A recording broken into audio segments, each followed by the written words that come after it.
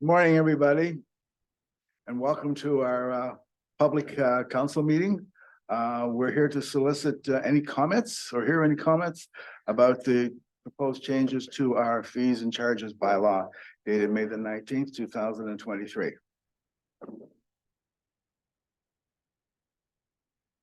Move the agenda. Moved by Councillor Hudel, second by Councillor Hermer. Be it resolved that council approves the agenda for the public meeting regarding amendments to the fees and charges bylaw dated May 19th, 2023 as circulated. Comments? In favor? Opposed? Carried. Disclosure of any peculiar interest in general nature thereof. Seeing none. So amendments to the fees and charges bylaw. Proposed amendments to Schedule E, planning fees, and Schedule G, cemeteries. Moved by Councillor Hermer, second by Councillor Hudel. Be resolved that council receives for information the proposed amendments to the fees and charges bylaw, more specifically Schedule E and Schedule G, and the council will consider a bylaw to amend the fees and charges bylaw later in the meeting.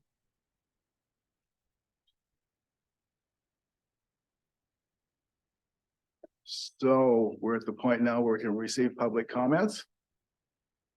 Is there anybody in anyone in the council chamber that wants to make any comments? Is there anybody online? If there's anybody online that wishes to make comment, please use the raise hand feature at the bottom of your screen.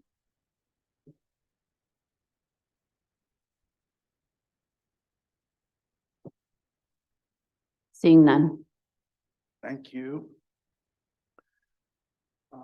So that's it. Okay, could you read that again, please? Moved by Councillor Hermer, second by Councillor Hudel. Be resolved that council receives for information the proposed amendments to the fees and charges bylaw, more specifically to Schedule E and Schedule G, and that council will consider a bylaw to amend the fees and charges bylaw later at the regular meeting. Are there any comments? In favor? Opposed? Carried. Adjournment? Moved by Councillor Hudel, second by Councillor Hermer. Be it resolved that council adjourns the public meeting at 9:04 a.m. Any comments? In favor? Carried.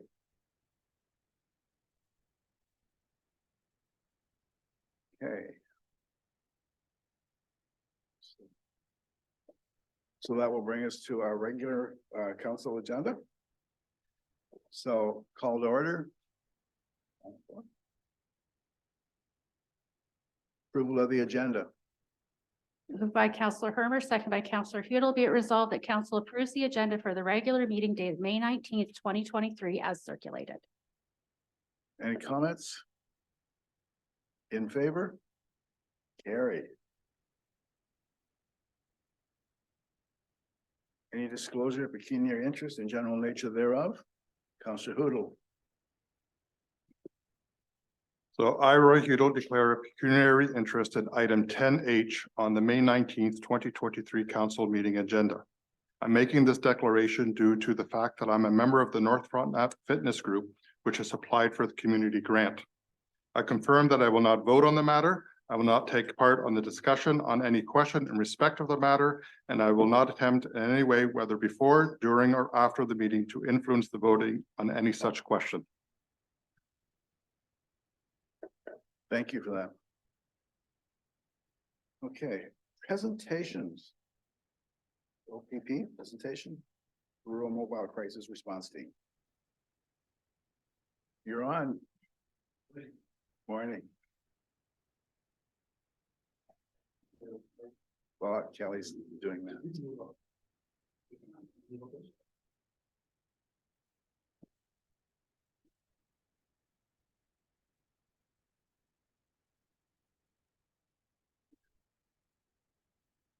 Perfect, I can do it, yeah.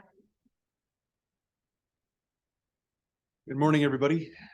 My name is Jamie Davis. I'm the interim detachment commander filling in for Inspector McConnell. I'm only temporarily in this position until the role can be posted for competition. My role, as you can imagine, is one that I'm trying to get an idea of how and some of the actions that Inspector McConnell has taken for all 3 townships. This is my first advisory council meeting.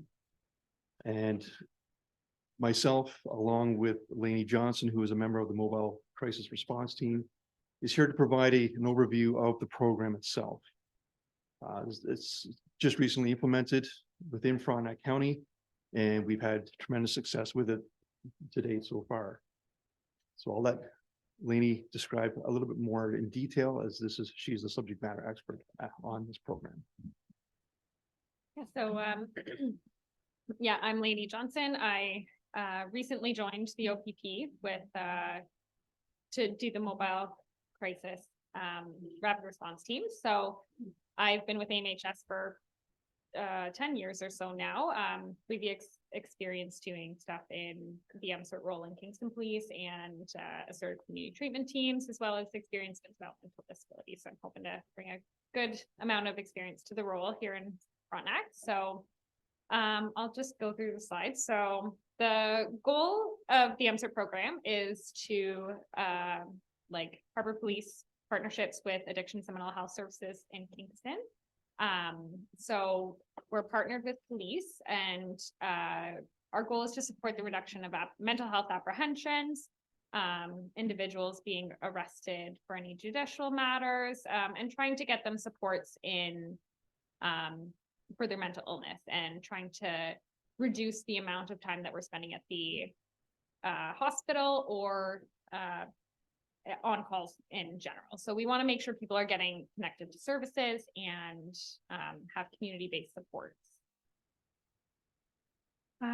So the program started in March of 2020. It's grown and currently has 2 crisis workers. Unfortunately, funding has not been extended for the second worker. So at the end of June, it will just be myself for all of Frontenac. Maybe one day another again, we shall see. So I'm looking at that right now to extend the funding. Yeah. So I'm in discussions right now to try and keep that funding going with different levels of government right now. So with 2 workers, we usually have a person working out of the Hardington detachment and 1 person out of the Sharpert Lake. And then come the fall, it will be just myself, which I'll go where the need is. So we ride with a member of the officers and we get dispatched to the different calls. They try and prioritize us to any mental health addiction calls, or just any mental health can come with any type of call. So domestic calls or neighbor disputes, anything like that, we generally will go to. If MCERT worker is not on shift, we can get referrals after the fact, and myself or my partner Skyla will follow up on that the next day or within the following week to make sure that nobody gets missed and we can get people connected to services. Yeah, so Frontenac area is about 2,000 square kilometers, 40 kilometers of highway on the 401. So we support them to cover all of that. So the success of this program is that it provides a 2-tier response. So we respond with the officer to those that are in an imminent crisis. And then we also provide follow-up after the incident. So connecting people to the community services, either in North, Central, or South Frontenac, depending on what's available, and what the individual needs are. So the initial response is with an officer. Together, we complete de-escalation, risk assessments, mental health assessments. So we were assessing whether people need to attend hospital or they just in general need more supports for their mental health or addiction. We do crisis planning, we book follow-ups, we make sure that they're connected with services in AMHS if needed, or other services available in the Frontenac area. And then just give any referrals or information needed to the people that we're responding to.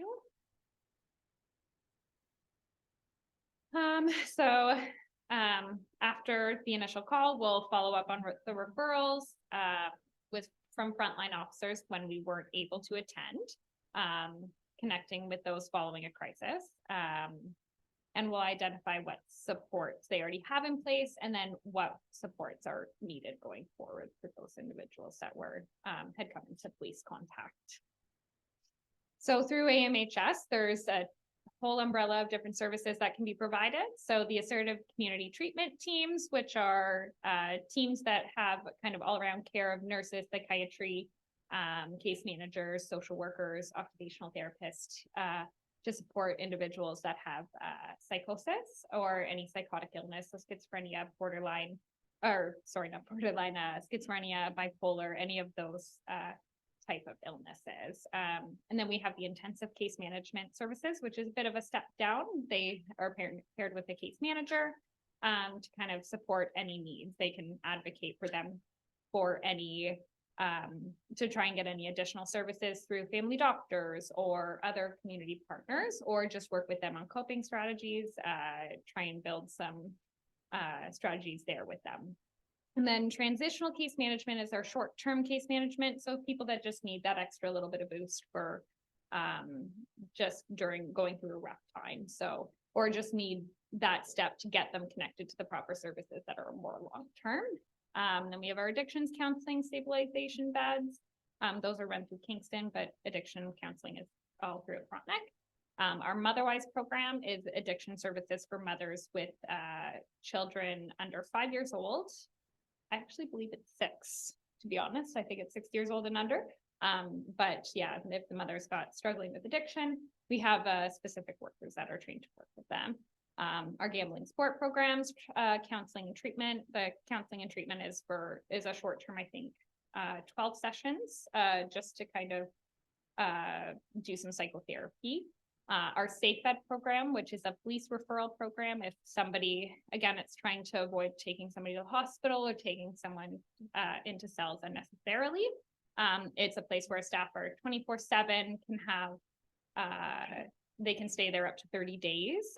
The individual doesn't have to be homeless. They don't have to be already housed, but it's just like at the crisis placement, just to help them get off their feet to figure out what their needs are.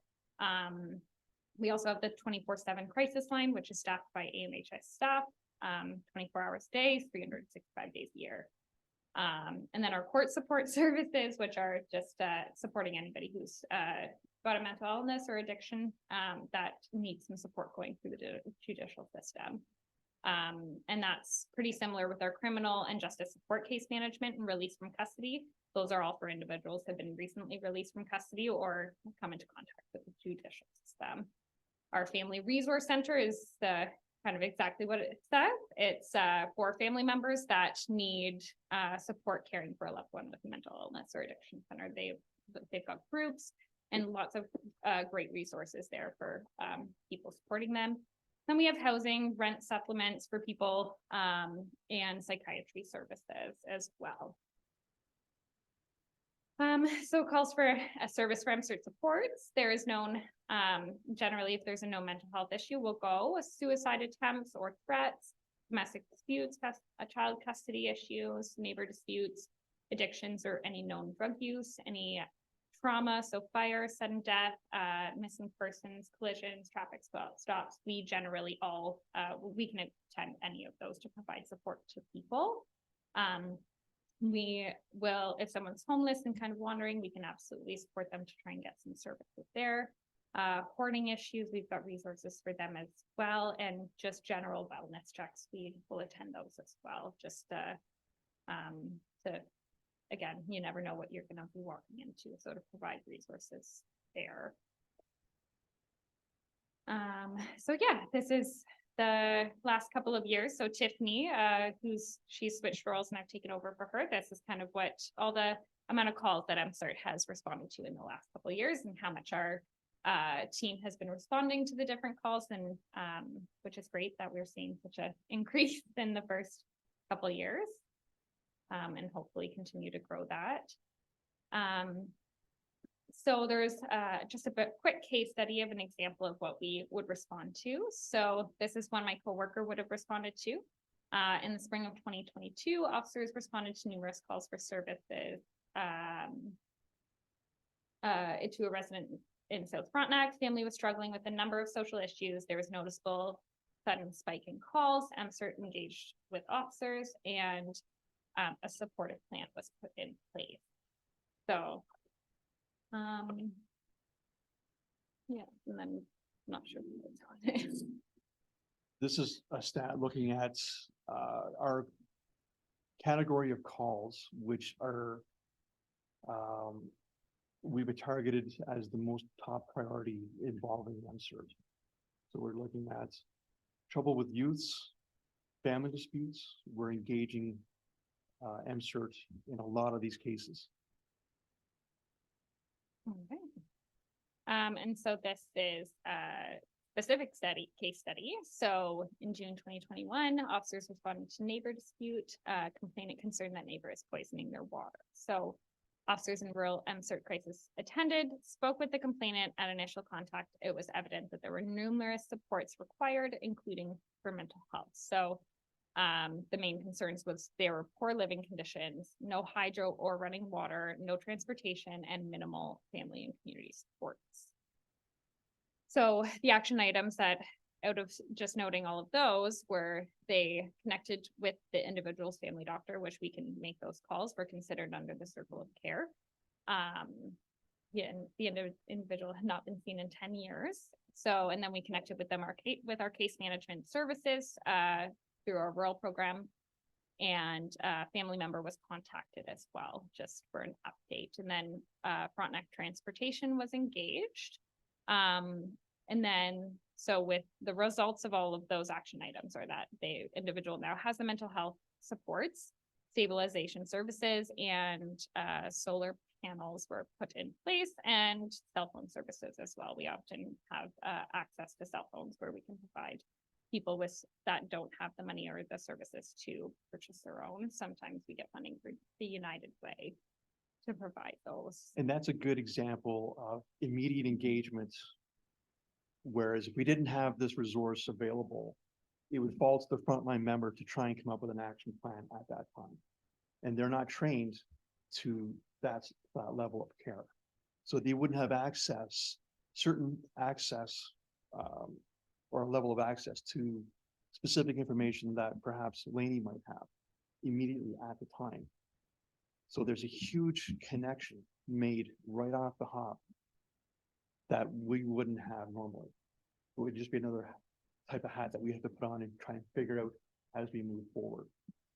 But that's a huge plus. And that's a win-win for everybody. And it's nice. Oh, sorry. So on a case like the example you just gave, Mhm. the officer would show up with yourself on the Yes. first call, Yep. and then subsequent calls would just be yourself? Not generally, for the most, like, it depends on the situation. So we do have the opportunity if needed, to do some follow-up appointments, because my role is considered rural MCERT / transitional case management. So I do have the ability to do follow-up. So if a safety risk was not deemed there, then I absolutely could attend just myself. But if there was a safety concern, it's nice because then I can pull from the expertise of the officers just to have a second body there. So generally, once we have them connected to the case management, our case management is pretty good in the rural areas to pick people up pretty quickly. Then I would transfer over, do a warm transfer of services, and it would then fall on to the case manager to continue that follow-up. So, often in, MCERT, one of the things that we're doing is we're assessing an individual, whether there is a need for an mental health apprehension under the Mental Health Act. And so if grounds do exist for them to be involuntarily taken down to the hospital to be assessed by a doctor or psychiatrist, then, we have our own process that we support the officers with to make it go as smoothly as possible. So we have the contact information for the social worker down at KGH, and we will contact her on our way just to give her a heads up of what the situation is, what's the scenario, where are the risk factors, so that they can get us in there as quickly as possible. I often actually also call the charge nurse to let them know so that we make sure we have a bed available. So whoever we're taking down is not, stuck waiting in the triage area for, a very long period of time. So often, again, these individuals are in crisis. We want to get them seen as soon as possible. So once we're there, either the social worker or the mental health navigators, which are often nurses, will meet us there and do their assessments. They'll speak with the individual and consult psychiatry. And then if they're deemed continuing needing some care, once a Form 1 is issued, then we will be released and the person is now under the care of the hospital. And then, recent activities. It wasn't me that did these presentations, but my coworker Tiffany has done some presentation at schools, Ontario Federation of Agricultural, OPP, Specialty Services, the Child Exploitation Unit, and SALT, so the South Frontenac and Central and and hoping to continue that in the fall as well. Oh, and so gotta update that information. My name is not on there yet. I'm about a week into the job, so but yeah, I'll be working Monday to Friday 8 to 4. And once it's just me, probably about one Saturday a month to try and support the officers. So on something like this program, is it in adjacent counties as well? Yes, it's for Frontenac County. Yeah. And we But also it's have- like in Lanark and. Yep. Yes, Okay. So- and we adapt or adopt the program to what our standards for what we need it for. So the process would be a little bit different over in Lennox and Addington County. So the police over there the detachments would adopt maybe a different strategy for what they need to apply in the community for their needs. Yeah, so like in Kingston's got it, the Perth area has it. Like I was one of the initial MCERTs that started the Kingston police MCERT program back in 2019. So they're being adopted all over the country. The initial ones were out in Hamilton area. And the people that have started that program's been on for years. They continue to do training all over the place to get the MCERT programs up and running pretty much everywhere. So the issue with getting or keeping a second body, is that across all these programs as well, or is it just Frontenac? Or do we know? It depends on where the funding's going and where like the calls for services are. So I know in Kingston, so they have a lot more high call volume. So in Kingston, for example, they have funding for 4 MCERTs. But one of those funding, for example, got actually funded directly through Kingston Police. They are paying for one of them because the ministry didn't continue funding for 4. They only provided funding for 3. So I know my bosses are looking at trying to see if there's any other funding as well as these guys to try and continue the second body. I think it's a good program. I really do. Is your funding through the Attorney General or the Ministry of Health? Wanna say the Ministry of Health? That's a little above my pay grade. I believe it's the Ministry of Health. I believe so, yeah. Seems to me like you have a far too large caseload for one person. Ideally, we would love to have the second body, especially because that gives us an opportunity. I was saying to Jamie on the way here that just even having the second body, like one stationed out of South Charlotte Lake and then one in Hardington. If I'm down in Hardington and then there's a crisis call up here in Plevna, that's how long is that going to take me to get here, right? So it'll be nice to, it would be nice to have the second body continue, and I know that we're all advocating for it. Roy? Thank you very much for the service. It's something that's very much needed for both of you, from both of you. If you could just go back to the graph where it shows how many visits you do, there's like 300 or 400. The next one, keep going back. Yeah. Yeah. 2022, you had over 400 calls, is that correct? Yes, Looks like it, this With is, one person? that's with two. That's For with 20, two yeah. people. 2022 had, I think Skyla's has been there about a year, so I don't even think all of 2022 had two people. So Right, so obviously we need more people, right? Graph. ideally. Yeah. And I'm assuming the calls were higher during COVID, like, I mean, I don't know if there's a correlation or not. They came with their own set of calls, a lot of problem, like, at least I was working Kingston during COVID, and I know at that time it was a lot of family disputes and neighbor Right, disputes and and just just, their own set of troubles. yeah, and one other question, you said you work from 8 to 4, what happens if there's a call at 10 at night? So that is where the officers will put in a referral to me for follow-up. So For follow-up, you won't go out in the initial call, no, unfortunately, and I think that's yeah. probably where it's needed the most at times, right? So at times, absolutely. And luckily, like working with so closely with the officers on the rides, I know like that they've learned the different resources they can offer in the moment as well. So having this partnership and being out with them active in those initial calls has taught them a lot of the different things. But then when there is follow-up, then yeah, that generally they have a referral form when they do their notes and their briefs that they send it off to me, and then I get to it as soon as possible. And then worst case scenario, if somebody absolutely needed to be seen that night, then generally if it's that emergent, then they would be need to go to the hospital. Or we also have our 24/7 crisis, and our mobile crisis team is available from 8 a.m. until around 11 p.m. They could always come out, or the officers can call and consult with them over the phone. Thank you. Question about safe beds. Is that for male and female?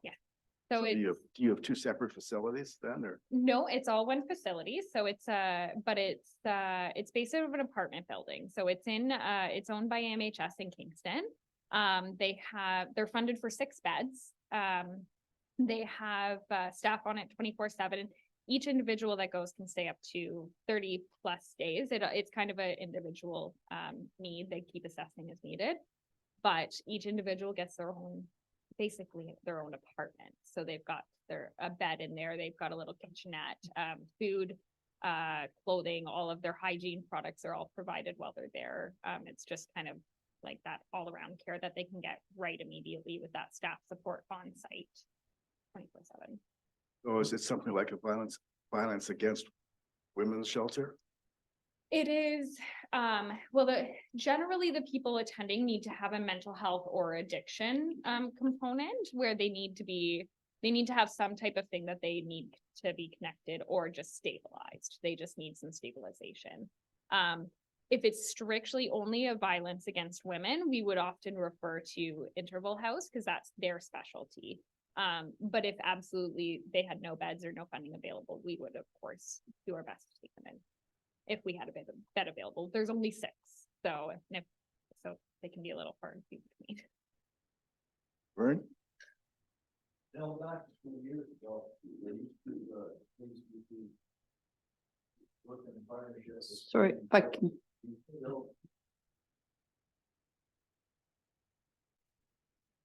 Back a few years ago, there used to be a partnership between the OPP and community services for counseling, et cetera. Did they still continue that? We have identified a community services officer. COVID was difficult because it put a lot of stress and strain on our ability to deliver frontline services. So the community services program was in a state of flux for the last little bit. We tried to plug in some officers and fill some gaps. We've identified a full-time officer that's going to start in September. Due to resources, I can't authorize that person to begin until the fall. That officer is going to be working in conjunction with the MCERT program. So this officer will be responsible to work with Laney and Skyla, overseeing the MCERT program as well as the community services officer position as well. So Well, we'll be doing that. A follow-up to that, you also used to be associated with Victim Crisis. Is that still a program that is active? That is kind of morphed in and been enveloped into the MCERT strategy. I think like people do still have access to the victim services, which is like directly through police. Yes. And they respond to a little bit of a different, like they can still respond to calls that I would go to. And they can do a bit more aftercare as well, especially with traumatic incidents or like human trafficking, things like that. But often I'm first on scene, like if it's a sudden death or something, so I'll do my best to support the individuals there at that time. And then if they need the follow-up from victim services, then that referral will be put in. Okay, thank you. The whole purpose of the MCERT program was first point of contact. So it's an immediate activation and resource that's available to community members or to that person in crisis at that time. So it's real time help. And it's immediate help. And that's the critical piece that we're trying to focus on is that's what gives the program its value and its strength is the ability to interact and activate immediately. Whereas before we didn't have that ability. So we've had huge success and that's why the call volume is increasing because we're getting so many more referrals and as the program develops, we are reshaping and modeling as we move forward. So from 2020 to 2023, it's not the same program. We've redesigned policies, procedures, rollouts, activations. So we're adapting and growing with the program as community is responding to the workers. A specific question, in the case of a suicide or suicide threat emergency, are you authorized to fill out a Form 1? So if someone is suicidal and we deem that they're in imminent risk of harming themselves, then that it goes under the authority of the Mental Health Act. So the police can apprehend somebody under the Mental Health Act to if they're at risk at harming themselves, harming others, or they have the inability to care for themselves. So in that case, the officers have the authority to get them to the hospital, which then they're seen by a doctor and they fill out the Form 1. Yes, regarding your funding, have you sufficient amount of funding right now, or do you need more funding for your program? Well, I suppose we could always use more. yeah. I'm in negotiations right now with different levels of management or levels of governments to continue the funding for the second position. That's supposed to end at the end of June. So there's a tight window, but I'm in discussions with MCERT's management side of the house to determine next steps. They are actively working on their end to also secure that funding. And then I'm pushing as far as I can, as much as I can push as well. And I pump that up through the OPP to command level staff, and we can get more push from them as well. So there's a lot of people and behind the scenes that are working to support this as well. Yeah, I think it's a great program, and I'd hate to see you run out of money and have to disband it. To me, it's very, very important. And I know where you're coming from in this too. And this is why we have, this is the background information that we can go back to whoever and say, we can prove that this works. This is a grassroots operation, it works, and we need the funding to make it continue. And we can demonstrate that success. And we have it. So I'm confident that we will will ultimately have the funding. It's just, those are gonna be obviously talked about in my life. It's called cautiously optimistic. Right. Yeah. Are there any other final comments or questions? Counselor Ingles, Perhaps the township should provide a letter of support. would that help? Unknown at this time, sir. I will investigate that. And I will let you know. If you would do that, Yes, you know, absolutely. all right, so Counselor Fowler, Getting the word out to the general public. I know you use SALT program. In the past, I was there when you did the presentation, it was great. Are there going to be more SALT presentations and or are you reaching out to other organizations in the public? So I know my, Tiffany, my previous, the previous MSERT worker has built a lot of great community partnerships with different, people in Scarlet Lake and other agencies, but come the fall, once, the officer that I'll be kind of working side by side with to run the program, him being the community services officer, I will likely go and support in different scenarios to do different presentations and as needed to try and get the word out there. I think Tiffany's done a great job to build a lot of partnerships in the community and we're hoping to build on that, so. And it will be part of the SALT presentations. You know, in both. North and south. so thank you so much for coming. We really appreciate the information. Have a safe drive back, keep it below the speed limit. It's, I know, it depends on the car you're driving. It's a So beautiful thank you day so- for a drive, so. Isn't it though? It is, and it's beautiful, beautiful country, so it's, I don't get the opportunity to come up very often. Given what I'm doing now, so any chance that I can get out of the office, I welcome it, so I would love to come back. Thank you. Motion. Moved by Counselor Hudel, second by Counselor Hermer, be resolved that council receives for information the presentation from Acting Staff Sergeant Jamie Davis, the Frontenac OPP, and Lainey Johnson regarding the Rural Mobile Crisis Response Team and thanks them for their time spent today. Any comments? In favor? Carried. Once again, thank you. Okay, so delegations?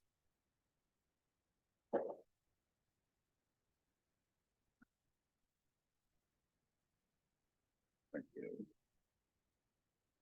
Okay.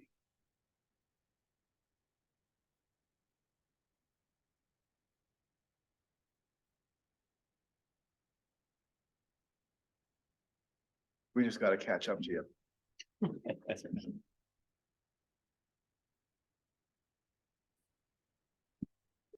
So we have Mr. Bruce Moore and Ms. Pat McCarron here to represent the NFLAA and talk about how we can work together. Okay, sorry. Floor is yours.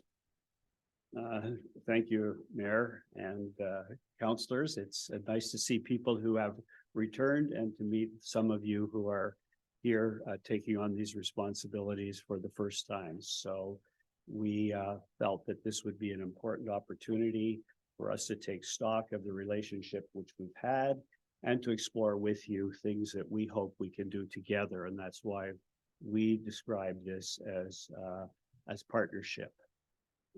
So with me, as the mayor has mentioned, is Patricia McCarron.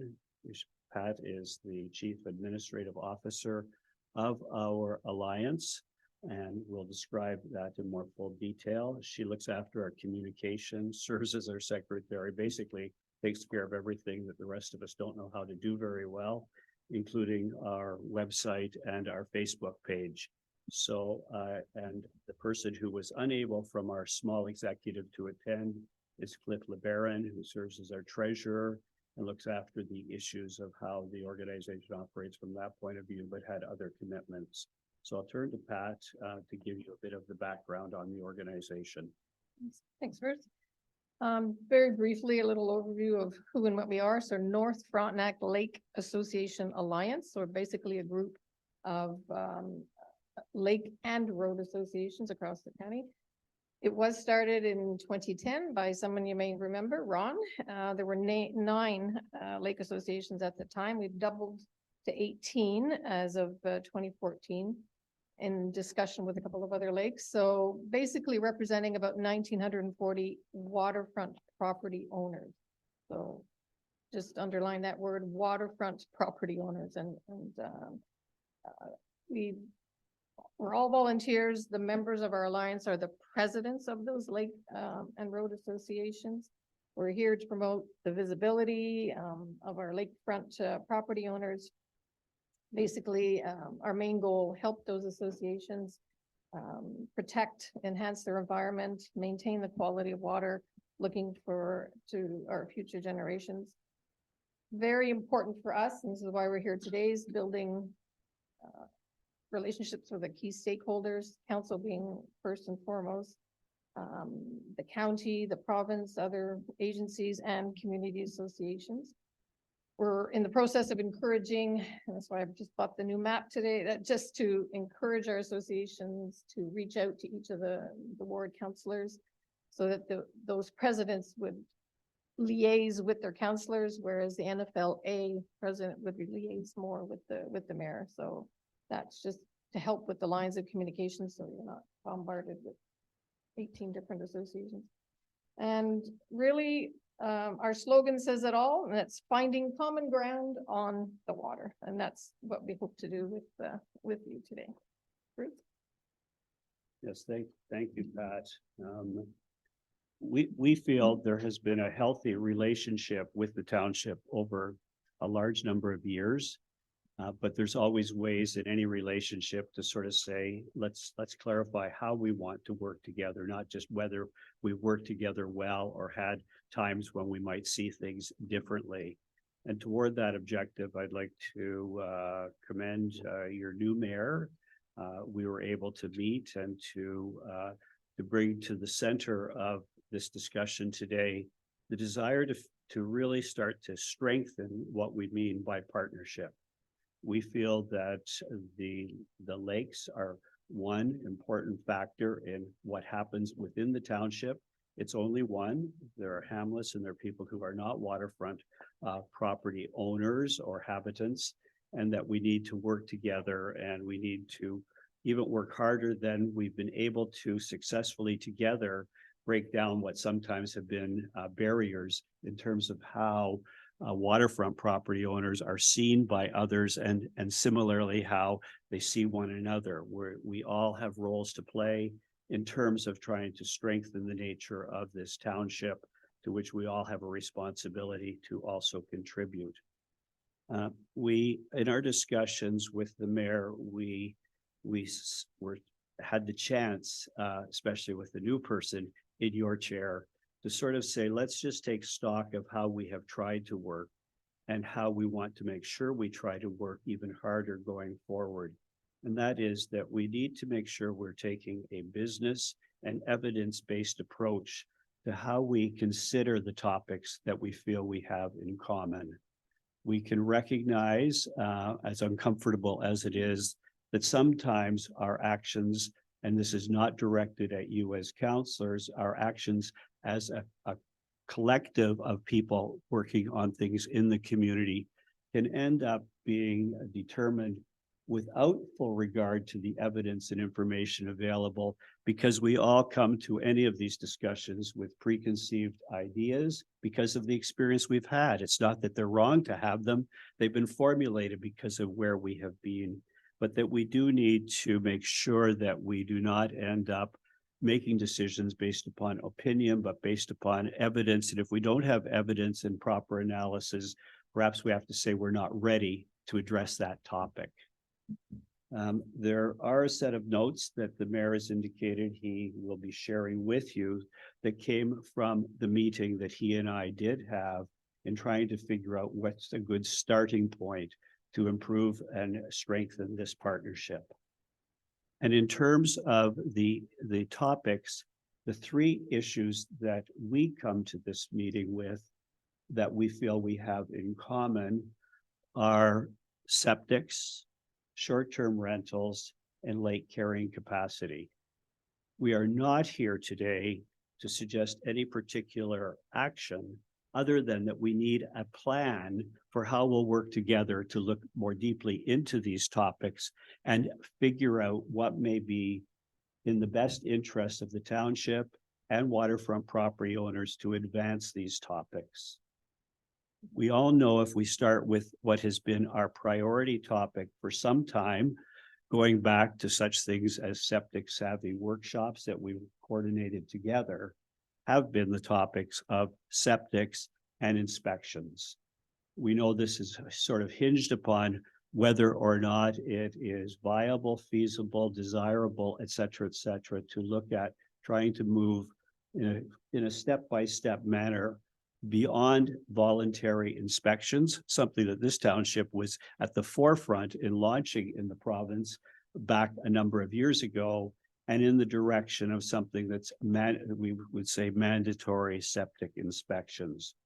We know this is very difficult, and we know that it's not something that we can look at as if it's going to be black or white today and tomorrow, but that there are many different ways in which this topic could be looked at.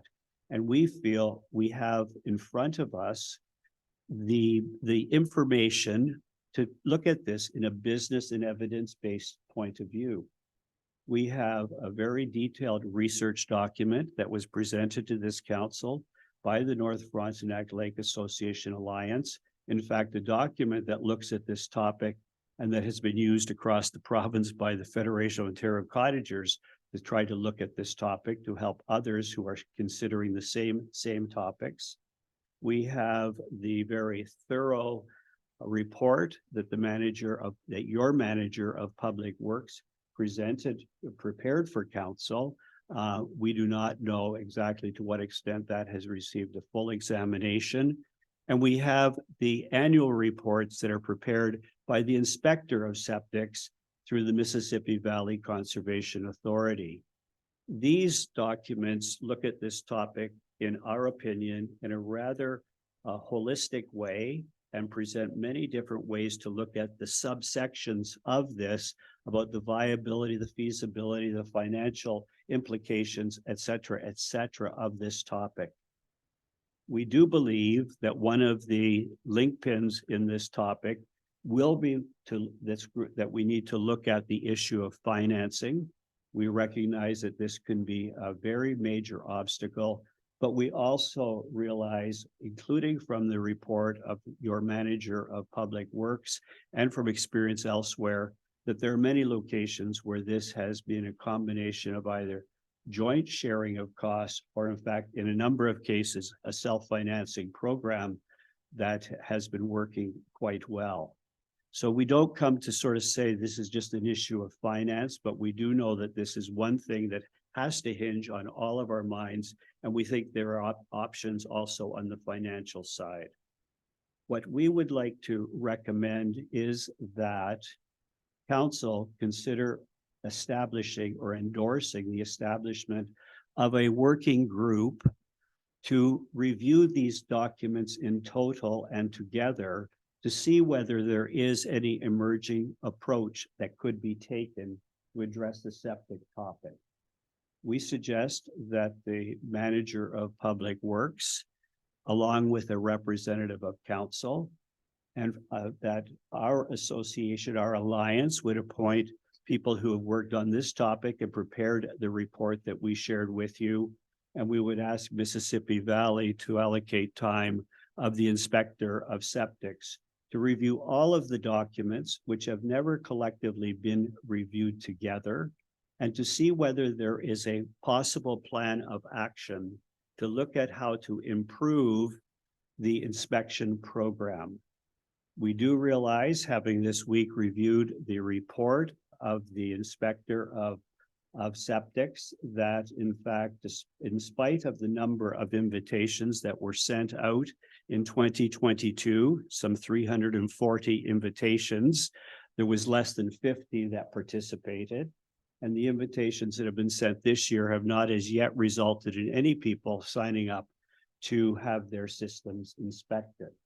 This is not to say that there's not ways to address this and to raise more public awareness, but this is part of what we need to examine and not something that we wish to jump to any conclusions about. We believe that essential to looking after the health of our environment and in particular our waterways in North Frontenac, that we need to reopen this topic and use the data, information, and evidence that we have and the understanding of what may be different options and the implications, both positive and negative, to how to proceed. So we encourage council to consider endorsing a working group to review these documents and to bring back a report on what, and if so, in what ways it may be possible to improve upon the voluntary inspection program and the many options, including what may be the need to look at over time, how to sequentially and step by step move through some pilot testing in the direction of a mandatory program. This is not to suggest that we are asking you to endorse mandatory. We're asking you that you remain open to look at all options along that highway between where we are now and how to get to a more inclusive septic inspection program. That's one of the thoughts that we want to leave with you. It's clearly our major topic. The second topic we would like to ask for your consideration is the matter of short-term rentals. This was something that we very much commend your former mayor for having taken the initiative, as you would know, and if you're new, might not be as familiar with, when he felt that this topic, again, a difficult one, would be one that would benefit by having it looked at beyond just North Frontenac. And so what he and I, in my role as the president of our alliance, created was a joint working group consisting of South, Central Frontenac, along with Addington Highlands, that has done considerable work looking at this topic. A detailed report drawing upon the experience from across Ontario on the matter of short-term rentals was prepared. Again, FOCA is using that for its working group on this topic, feeling that it's inclusive. And therefore, this is not about advertising that, but to suggest, coming back to the topic of business and evidence-based approach, there is a lot of information that has been gathered on this topic. And it was at the stage before the election was called, or just in that period of time, when the working group had recommended that the North Frontenac Chief Administrative Officer review these reports with their peers in these other townships and consider what of these recommendations may be feasible, where we could possibly start in moving forward. And of course, this has related to it work that had been considered as to what would be the implications and opportunities and challenges, if this requires underlying bylaws. So at this point in time, we feel it would be most helpful to revitalize this working group.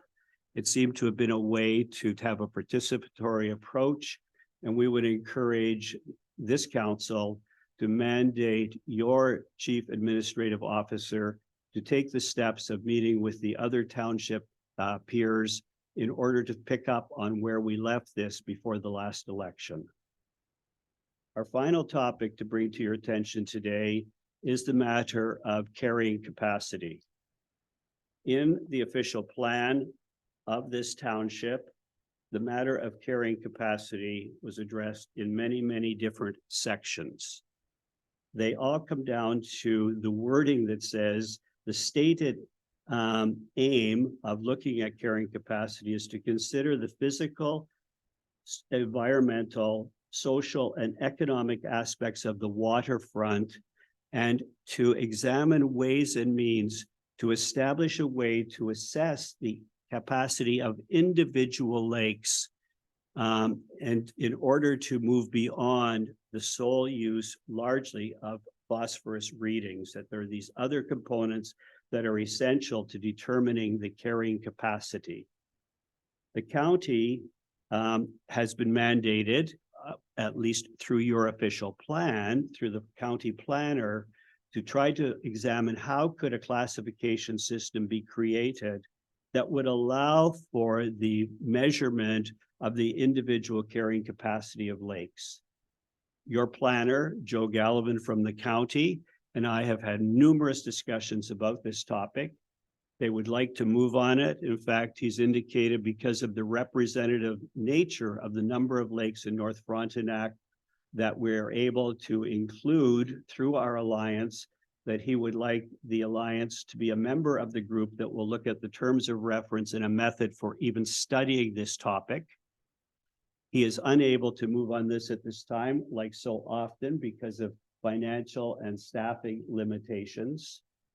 We, as the alliance, our members, feel this is a very essential topic to be moved forward.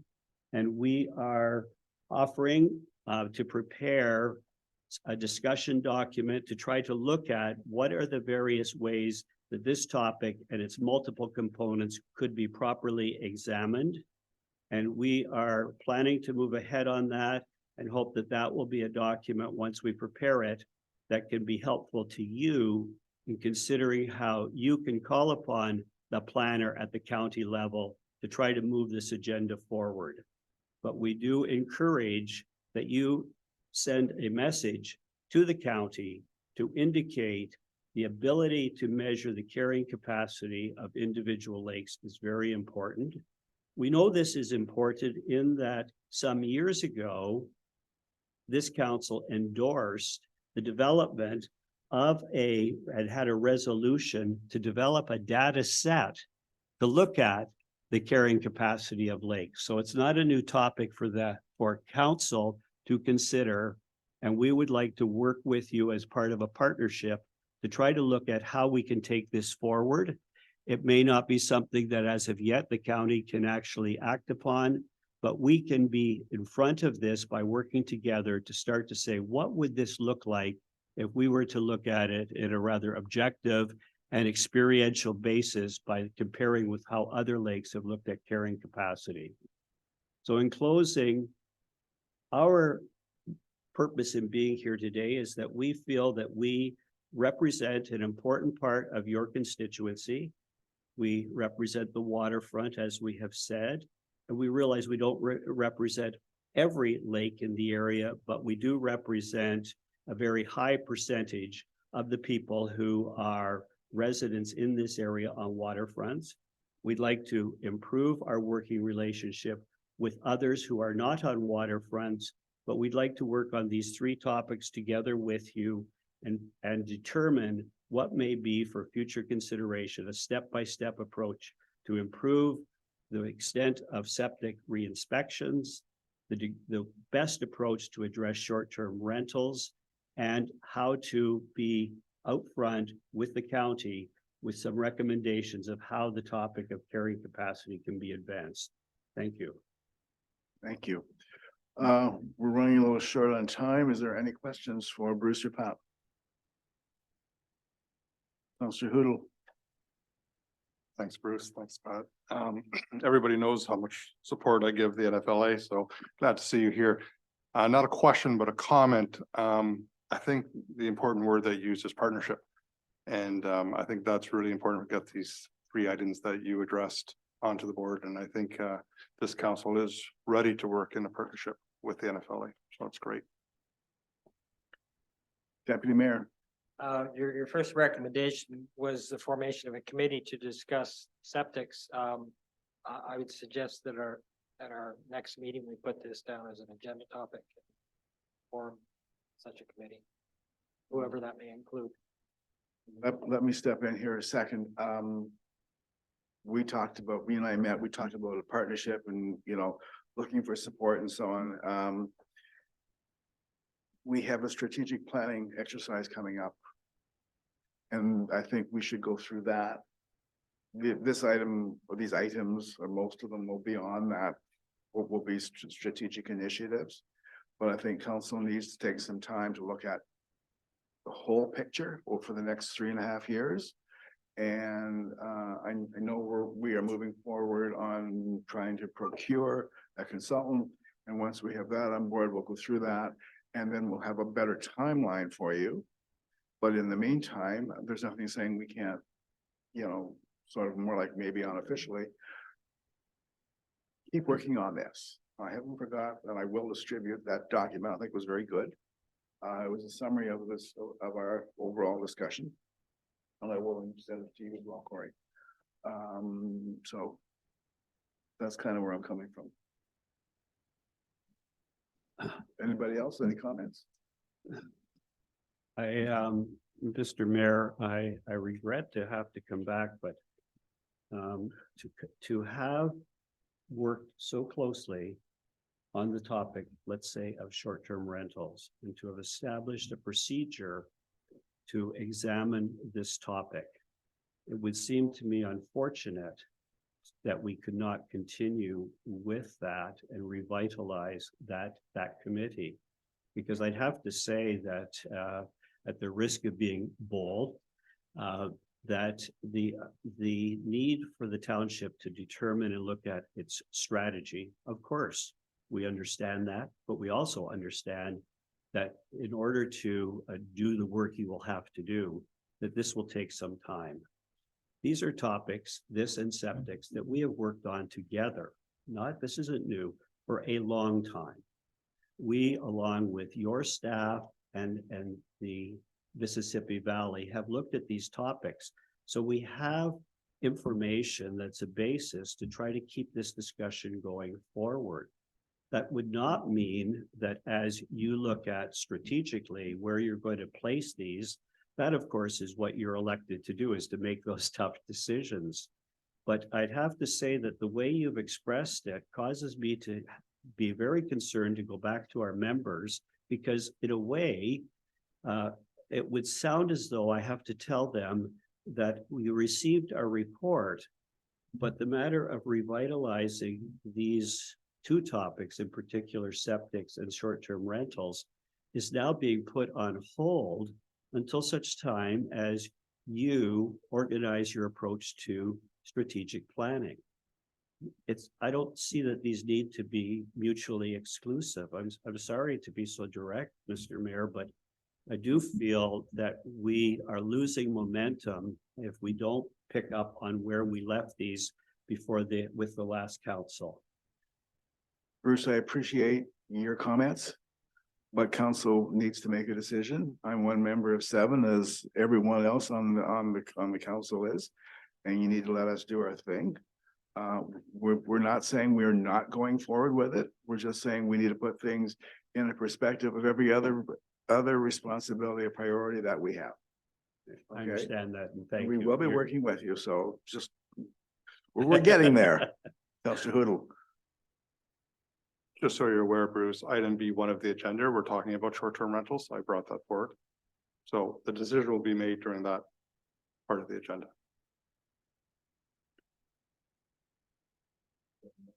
I just like to comment that as one of the authors of the document you're referring to about short-term rentals, I've seen the problems that a lot of townships are having in their various approaches as they bring in bylaws, and the enormous costs they're incurring. So at this point, I'm kind of undecided about which direction we should go on short-term rentals. What we have in place now is a set of guidelines that were produced during the last term of council. I'm not sure we even know the real extent of the problem. We hear about problems in individual cases, but at this point, I'm really reluctant that we would jump into a bylaw that could harness us to enormous costs, litigation, still non-compliance. Even the most strict townships in terms of bylaw enforcement, they're still only hitting half the STRs. This is what I hear. And so I think we have to be very careful. As regards Corey's discussions in future with our neighboring CAOs, Corey's expressed to me, and I think it's quite reasonable. What do I tell them? Where are we going? We don't have a plan yet, so it may be premature to tell our CAO to talk to the other ones, because we don't yet know what we're gonna do. It's a really tough problem. Okay. So thank you very much. We will definitely be in touch. Next time it's your turn to buy lunch or breakfast. Thank you.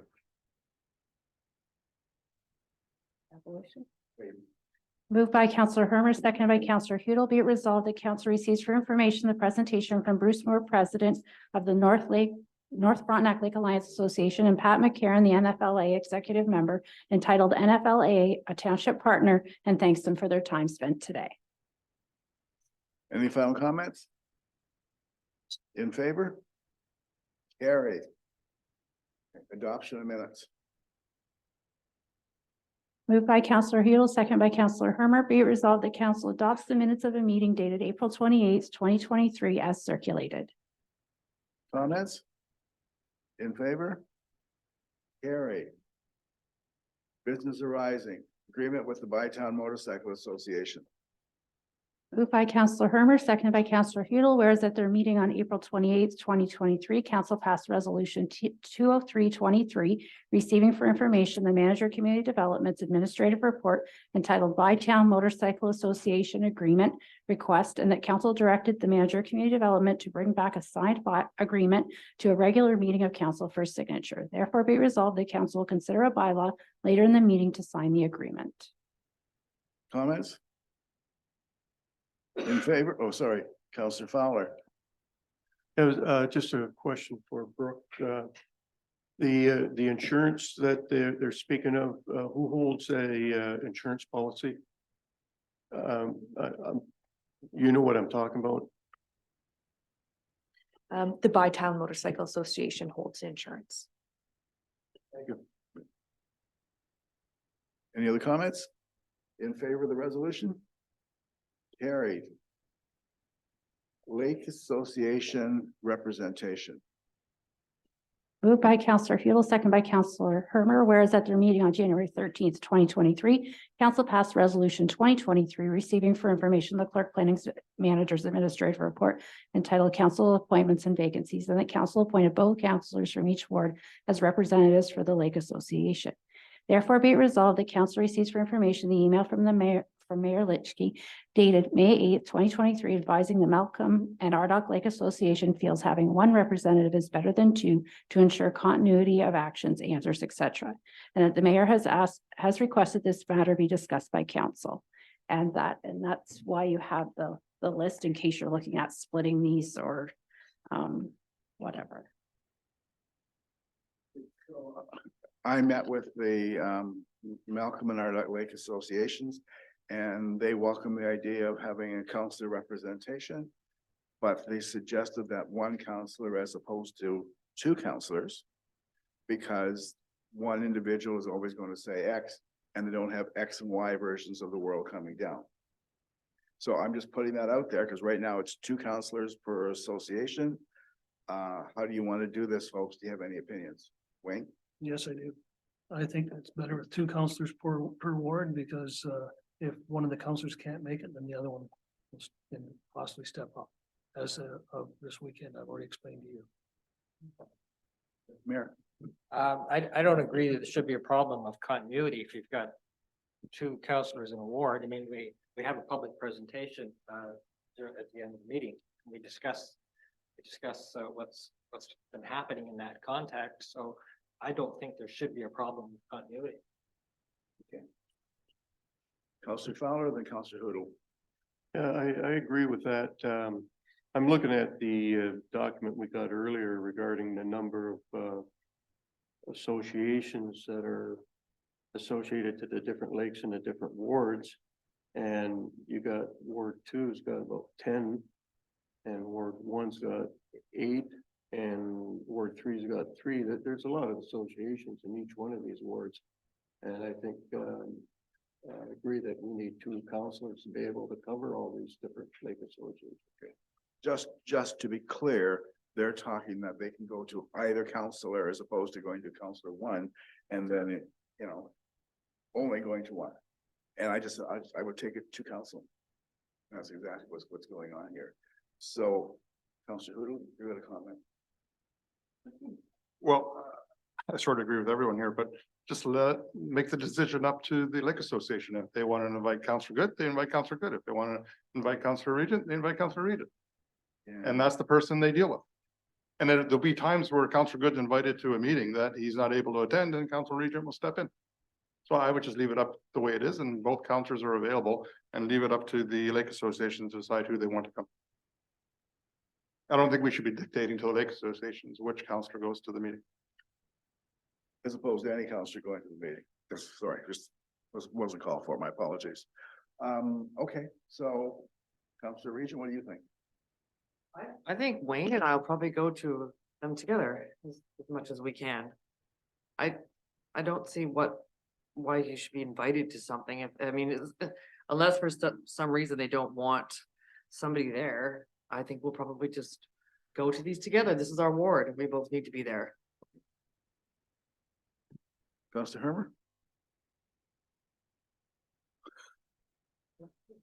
Well, I agree with what everybody's saying.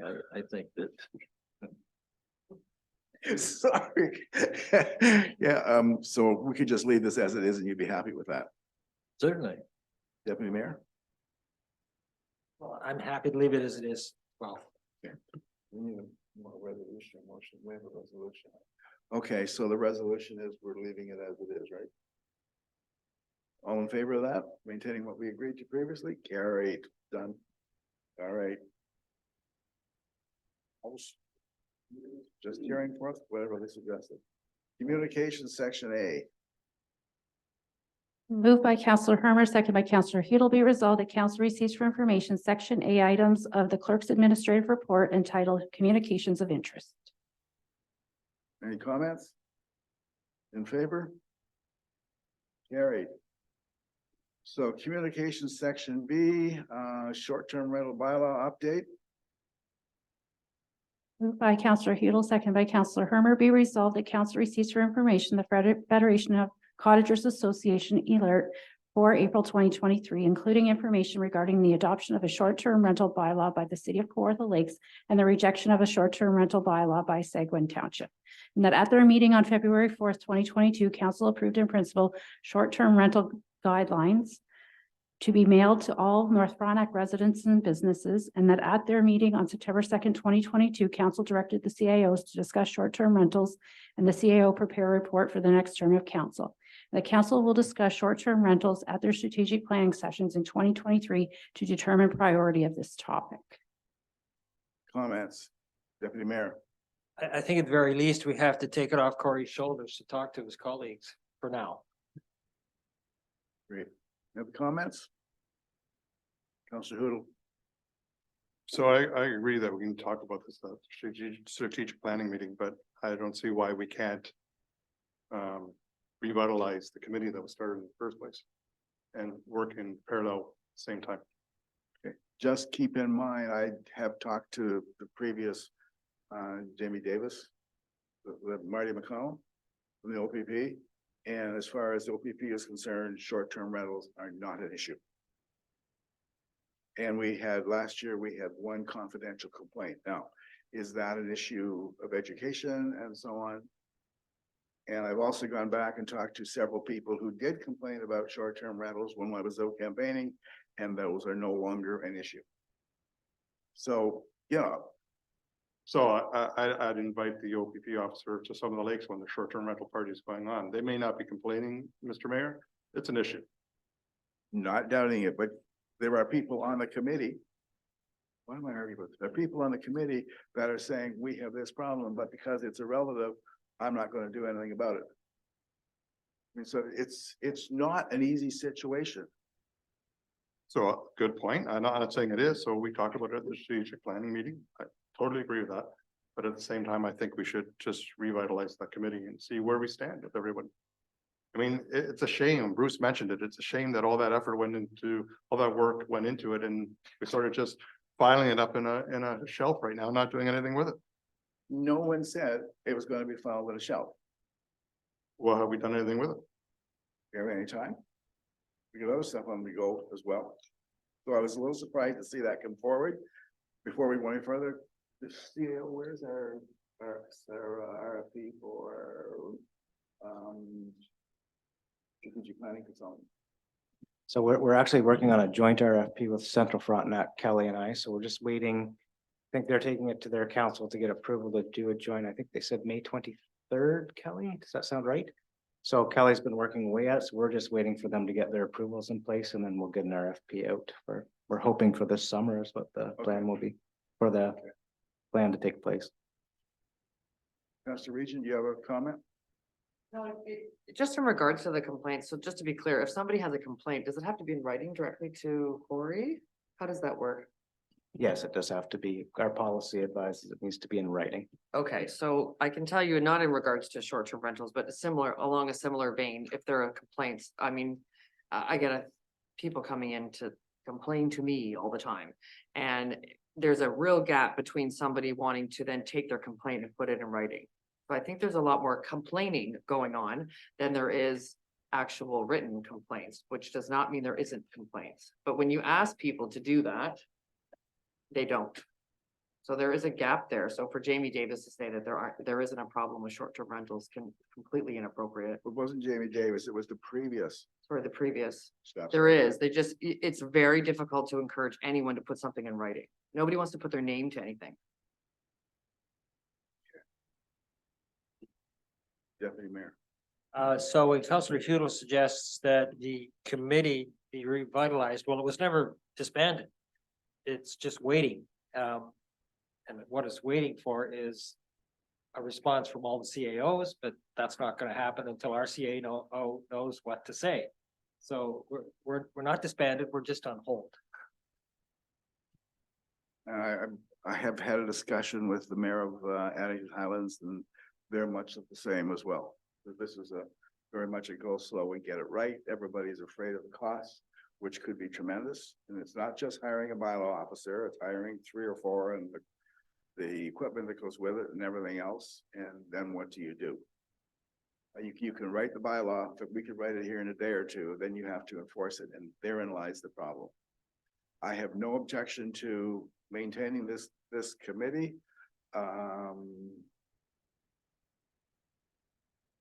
But they do need some direction as to whether we're going after an actual STR licensing agreement or whether we're going after it on the basis of noise. Who was on the previous committee, Mr. Mayor? Deputy Mayor? I think it was myself and Jerry Martin, and then 2 citizen members. Well, it was also Campbell. John Campbell, a resident of Mazenod Lake, and I forgot his name, a resident of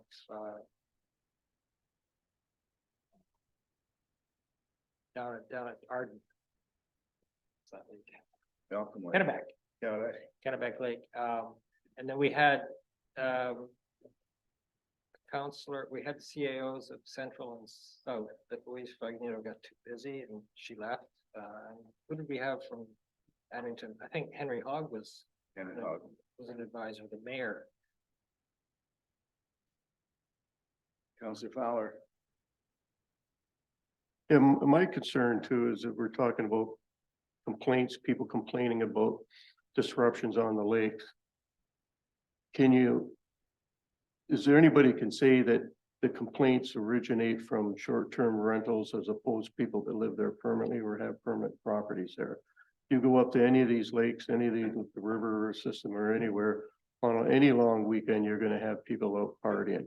And that's where you have to be able to pinpoint whether or not it's necessarily a short-term rental that is causing all these disruptions. And I don't think you'll ever be able to do it. And the police will not, or not that they wouldn't, but they're incapable of coming up because of manpower problems. Okay, so Councillor Hudel. Just to respond back to Councillor Fowler, the people on the lake aren't complaining about the jet skis going around or the guy having a barbecue that's loud during the day. That's not the issue. The people on the lake know where the short-term rentals are. So yes, we do know where the short-term rentals are. It's the 2 o'clock in the morning that there's a stag party going on and they're out on the dock. That's the issue, right? And there's a lot of them. There's over 300 in North Frontenac right now, right? And it's just not a noise bylaw that it's an issue. It's creating a housing shortage here also. It's not lakefront cottages that are the only ones that are being used for short-term rentals. When I went on the Airbnb website, there's little cabins in the back of the bush that people can't buy anymore because they're being used up for short-term rentals. So it's a bigger problem than lakefront issues. Agree? So that's why I think, you know, I agree, we need to talk about it, but maybe the committee that was formed, if we revitalize that committee, could give some input, sort of where Bruce was talking about a partnership back to the strategic plan, some report of where we are. This is an issue that if we don't do something about is going to bite us. It hasn't already. Okay. What do you want to do here? Do we have enough information? Sorry, CEO, do you have enough information to go back and have where are we meeting with the committee? So the direction right now is for me to approach the other CAOs. Sorry, I have the resolution here, but I did bring it. I think it's go back and approach the CAOs and that council directs the CAOs to discuss STR and the CO repair report for the next term of council. So Addington Highlands, since this time, Addington Highlands has put out they did a survey. Since this time, South Frontenac has done a survey. They've beefed up their other bylaws to not implement a short-term bylaw. What they're doing is they've beefed up their noise bylaw, some of their other stuff. They're looking at amps. They're looking at opportunities without going that far. So again, I've had a few informal discussions with the CAOs, but not actually sat down with them. And from what I've got from them is they're not looking at recommending short-term accommodation bylaws at this time. Part of that is the enforcement, the really difficult to enforce. So again, I'm not opposed to either way to have one or not, but I'm just saying this is what some of the informal discussions I've had with the other CAOs. So I'm not sure. I can meet with them. I can ask them their thoughts, but I'm not really sure where that's going to get us as far as what you want from this. The other thing that I would like to say is, and it was brought up before about our strategic plan. I mean, we have a lot of things on the go this year. We're potentially taking over Part 8 septic. We're doing our strategic planning. We're talking about mandatory septic inspections like was discussed. We're doing some seniors housing projects. And at this time, I'm only 9 months. I'm still adjusting into my role as CAO. So I am concerned that, we have a lot on our plates right now. And I agree the time to discuss this is at our strategic planning. And you guys have a lot of priorities. So it's getting hard to keep up with all of them. Mr. Herber? Bylaw enforcement would be pretty difficult to get anywhere with due to response time. How are you going to get enough evidence by the time our bylaw officer gets here? He may not find anything. Well, they come 2 days later. Right. Okay, anyway. Okay, so what we're getting here is into the actual meat of the issue. We all recognize it's a problem. I would like to have a resolution that instructs the CAO to go back and officially contact the other members or the other 4 townships, rather 3 townships, Central, South, and Addington Highlands. Say, what are they doing about it? And to come back and tell us. And by then, hopefully we will be fairly well advanced so that we know where the strategic planning session is going to fall down or we're going to fall into our overall agenda. And then we can move forward from there. At no point am I saying, and I want to be clear, that this is not an issue and that we're not doing it or I don't want to do it. It's just that it's got to fit into the overall thing of whatever else we've got on our plates. So. Any other comments, Deputy Mayor? Can I ask Corey, is that a reasonable request that you would just find out what 3 other CAOs are thinking and write a short report for us as to the status of their thinking? Yeah, I can send them an email and ask them where they're at with each and what, you know, what, if they have recommendations going forward for their councils at this time, and I'll get back to you with that. Sure, I can do that. Because the whole point of the discussion among the four townships was that we have if we do something, it be uniform. So a visitor doesn't find very different rules here from what they would find in Addington Highlands. Counselor Good. From what, excuse me, from what I've already heard is that they are going to find that out because Central Frontenac's doing something and Addington is doing another. But it sounds like nobody is gonna pass any bylaws to really go after the short-term rentals, which we couldn't afford to be able to do anyway with our enforcement officers. So I'm in favor, but I don't think we should be pushing onto Corey or CL to get too overwhelmed with all these other things that we keep asking. Council keeps asking the staff to do. So I think we should be a little bit leery of how many things we keep passing on to them. Okay, any final comments? Okay, so what do we have for a resolution, Tara?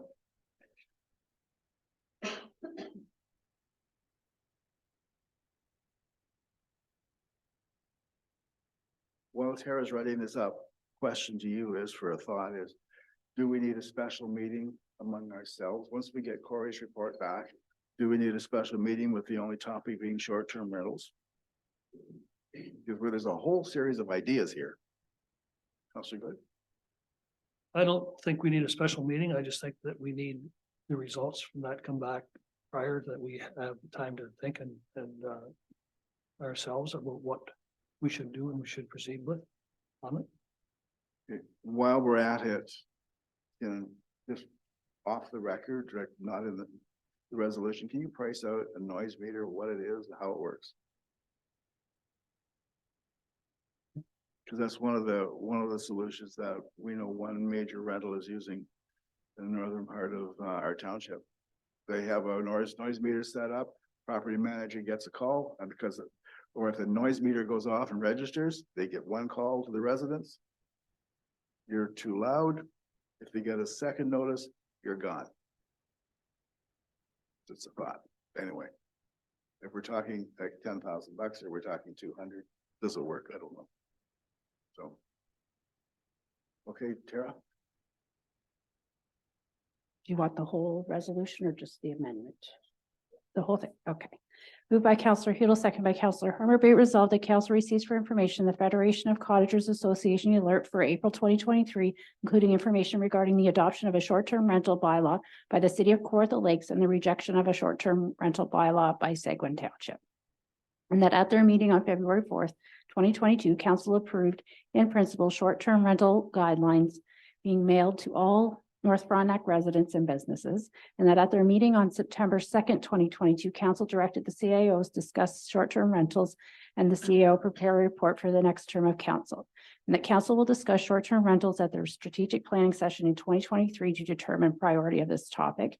And that council instructs the CAO to contact the other CAOs for an update on how they are addressing short-term rentals and report to council.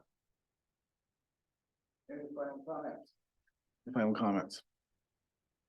In favor? Carried.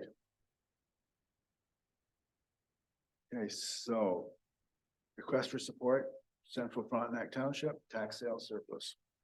Moved by Councillor Hermer, seconded by Councillor Hudel. Be it resolved that council receives for information a letter dated March 31st, 2023 from the CAO of Central Frontenac and a letter dated March 22nd, 2023 from the acting clerk of the towns of Essex to Steve Clark, Minister of Municipal Affairs, requesting the reinstatement of the previous legislation permitting a municipality to apply for and retain surplus proceeds from a tax sale within their jurisdiction. And the council supports this request and directs the clerk to forward this resolution to the Ministry of Municipal Affairs and Housing, the Ministry of Finance, and MPP John Jordan. Any comments? In favor? Carried. Update report on the restoration of Waits Beach.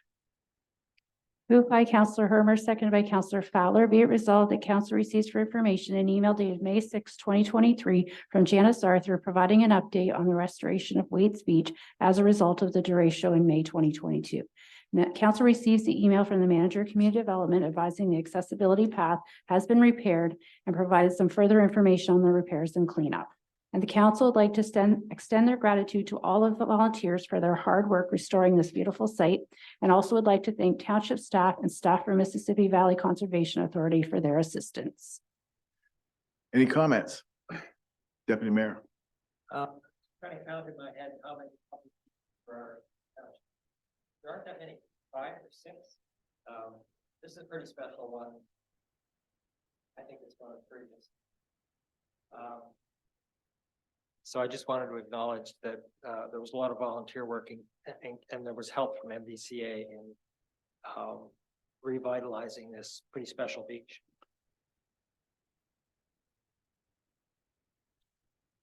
In favor?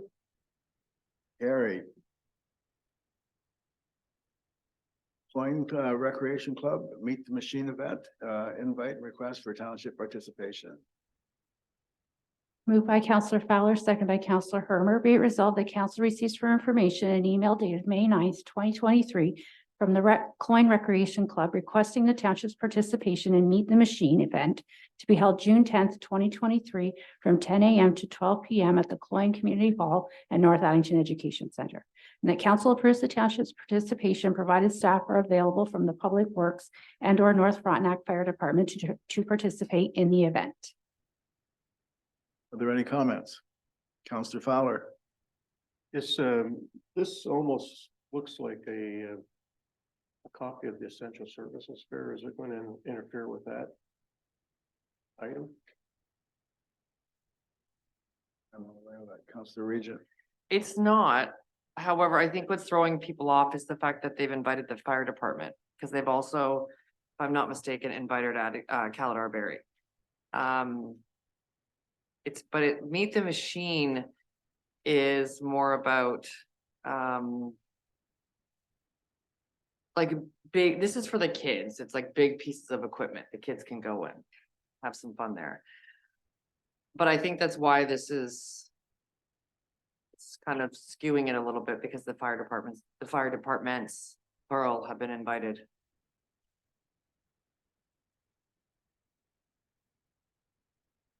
CAO, do we know any more about this particular event? No, just what you have. That's the information we have. Kind of matches, I think it's South Frontenac's Touch the Truck and Yes. so on and so forth. Yes, exactly that. So may I ask the chief a question? Do we have the availability of our equipment to go from Lebanon and participate?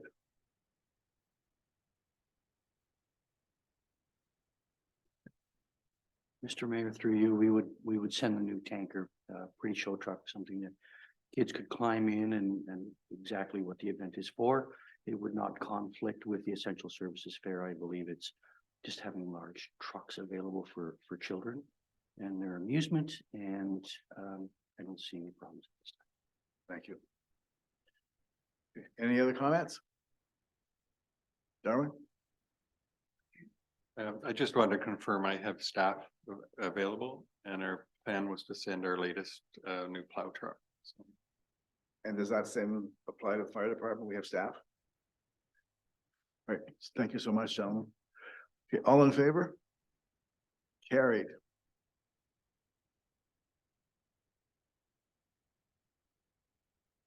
Okay, CAO reports requiring action. Chair reports.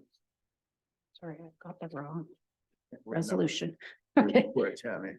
Moved by Counselor Fowler, second by Counselor Hermer. Be it resolved that council receives for information the clerk planning manager's administrative report entitled Proposed Pre-Application Consultation Bylaw and Amendments to the Requirement for the Processing of Planning Applications Bylaw.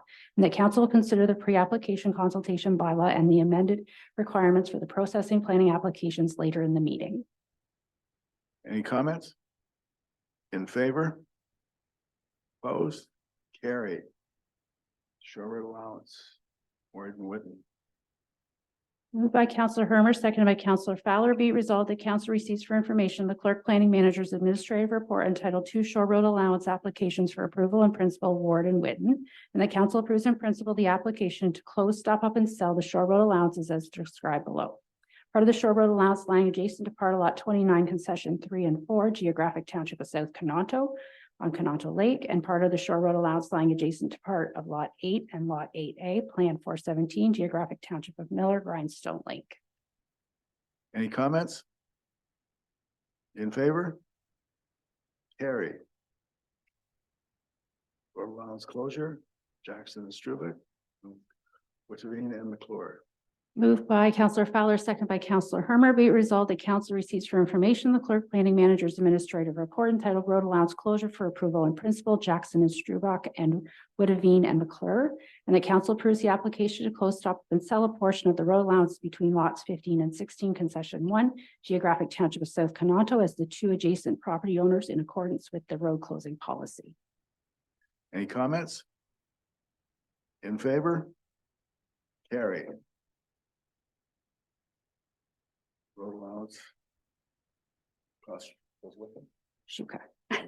Moved by Counselor Hermer, seconded by Counselor Fowler. Be it resolved that council receives for information the clerk planning manager's administrative report entitled Road Allowance Between Lots and Shore Road Allowance Closure for Approval in Principle, Kashuka. And that based on the road closing policy not to sell concession road allowances which lead to water or have potential future use by the township, and the recommendations from the municipal road inspector and the public works manager, council denies the application to close, stop up and sell a portion of the road allowance between lots 15 and 16, concession 2, geographic township of Barrie. And the council approves in principle the application to close, stop up and sell the shore road allowance as described below. Part of the shore road allowance lying in front of lot 16, concession 2, geographic township of Barrie, Bay Gull Lake. Any comments? In favor? Carried. Encroachment of a structure, Heather Glen Properties. Moved by Counselor Fowler, second by Counselor Hudel. Be it resolved that council receives for information the clerk planning manager's administrative report entitled Encroachment Agreement for a Structure Located on Township Road Allowance, Heather Glen Properties Incorporated.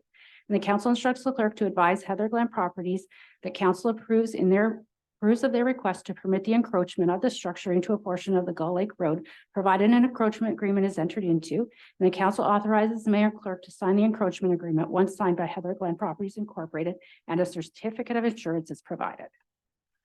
Any comments? Councilor Good, is this that house right next to the Harlow Hall? Yeah, it is the original. So they've been working on that for the last year or so, kind of off and on. Okay, well. Any other comments? In favor? Carried. Township road allowance, Eggleton. Moved by Counselor Hudel, second by Counselor Fowler. Be it resolved that council receives for information the clerk planning manager's administrative report entitled License Agreement Application for Use of Township Shoreline Road Allowance, Eggleton. And the council instructs the clerk to advise Mr. and Mrs. Eggleton that council approves of the request to have the dock on Shoreline Road Allowance on Marble Lake, provided a license agreement is entered into before the dock is reinstalled. And the council authorizes the mayor and clerk to sign the license agreement once Mr. and Mrs. Eggleton sign the agreement and provide a certificate of insurance. Any questions? In favor? Carried. Fire department roster update. Moved by Counselor Fowler, second by Counselor Hudel. Be it resolved that council receives for information the Director of Emergency Services Fire Chief's administrative report entitled Fire Department Roster Update. And the council instructs the Director of Emergency Services Fire Chief to continue to provide updates via an administrative report to the Personnel and Audit Committee when the roster is revised. Any comments? Counselor Fowler. Question for the chief. How is the recruitment coming to build up the fire department a little bit more? Mr. Mayor, through you, as indicated in the administrative report, we have 3 new applicants who are now being processed: firefighter, EFR, and station support. And after the May long weekend, with the return of our seasonal residents, we will do another blitz as well as a media blitz using the Frontenac News. Can I ask the deputy or the chief, how is are you happy with the progress of, hiring a deputy chief? Is stuff happening? Mr. Mayor, through you, I am at this time unaware of the number of applications, as it is a confidential process. So I'll know shortly. I'll know next week. I know that the senior officers as well as the firefighters are interested in the process.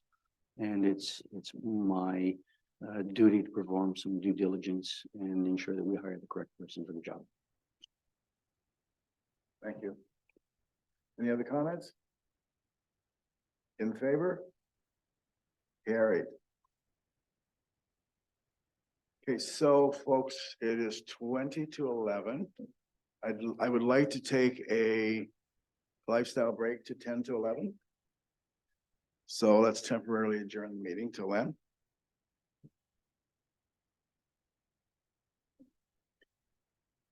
Mr. Pearson? Yes. Oh, yeah. I can. Seems funny to me. I've got something on it, but then you know, if I dealt with podcast, I said, well, we're going to tell you live 1,000 times. You see, after the paper. Yeah, there's lots of. Yeah.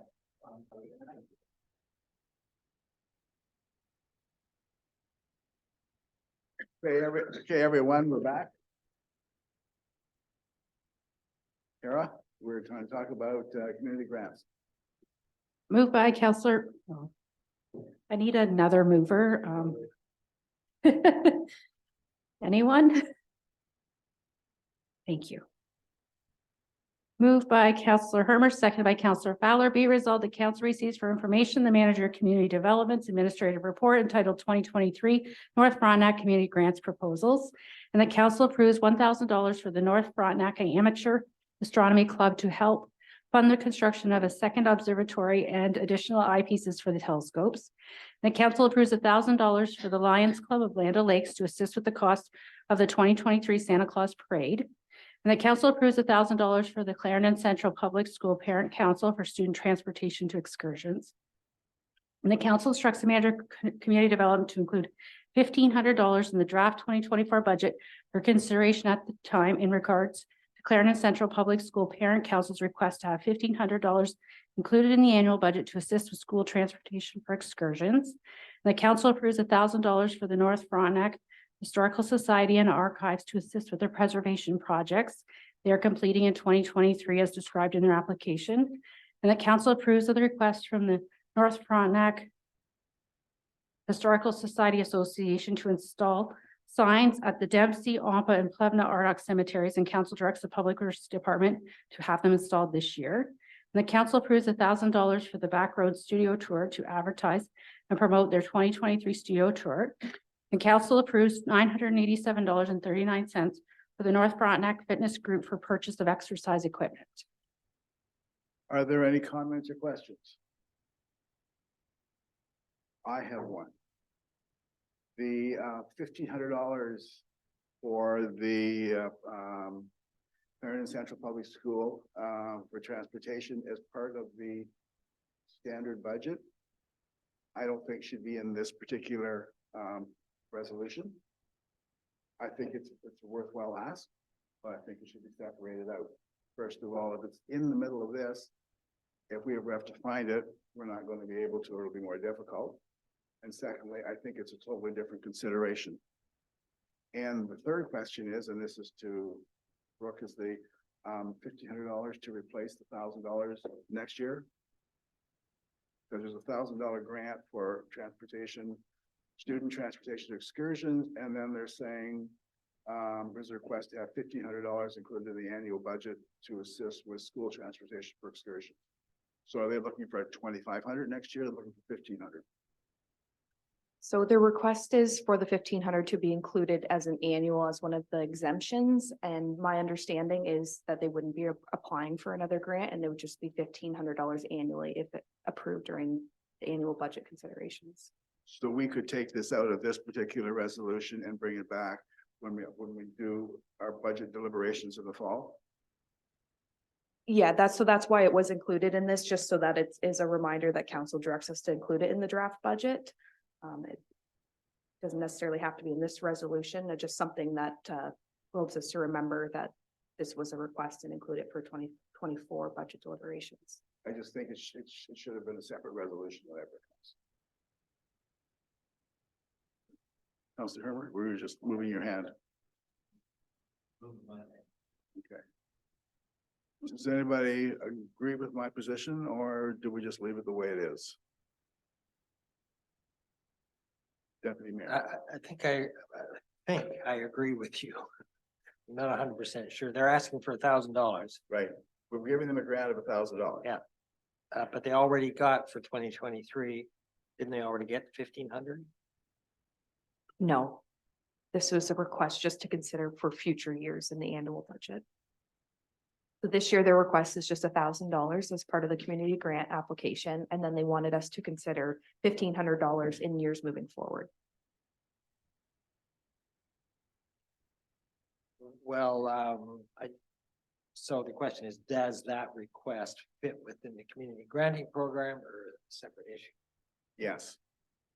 I think it's a separate issue, and I'm not, I'm in favor of it, but I just don't think it should be in this particular resolution. Well, potentially it reduces the amount available for others in the community granting program. Sorry, Mr. Mayor. So, It doesn't. So they put in a request they put in two requests essentially. So we broke them down. So we're saying, the $1,000 for whatever they're requesting is, that fits within the grant. This 1,500 is not within the grant money. It's an annual request. So they're asking for so that it's just automatically put in the budget every year for the next however many years to help them with transportation. So that's why we broke it out of that. So we're saying we're recommending yes to the other, but no to that. And then typically what will happen is that resolution will go to them and also get a copy of the resolution saying that, yes, they got approved for the 1,000 if that's what council does, but not for the 1,500. It'll be discussed at budget. And then Kelly takes that and puts it in her file. And then when we go to do budget next year, it's right there saying, highlighted in there, this is what they put, we'll put this in there for council to consider kind of thing. So it doesn't impact the money for the others because it's a separate request. So that's how we did that. But if you guys want that separately different in the future, we can certainly do that. Councilor Fowler, your opinion? Counselor Fowler.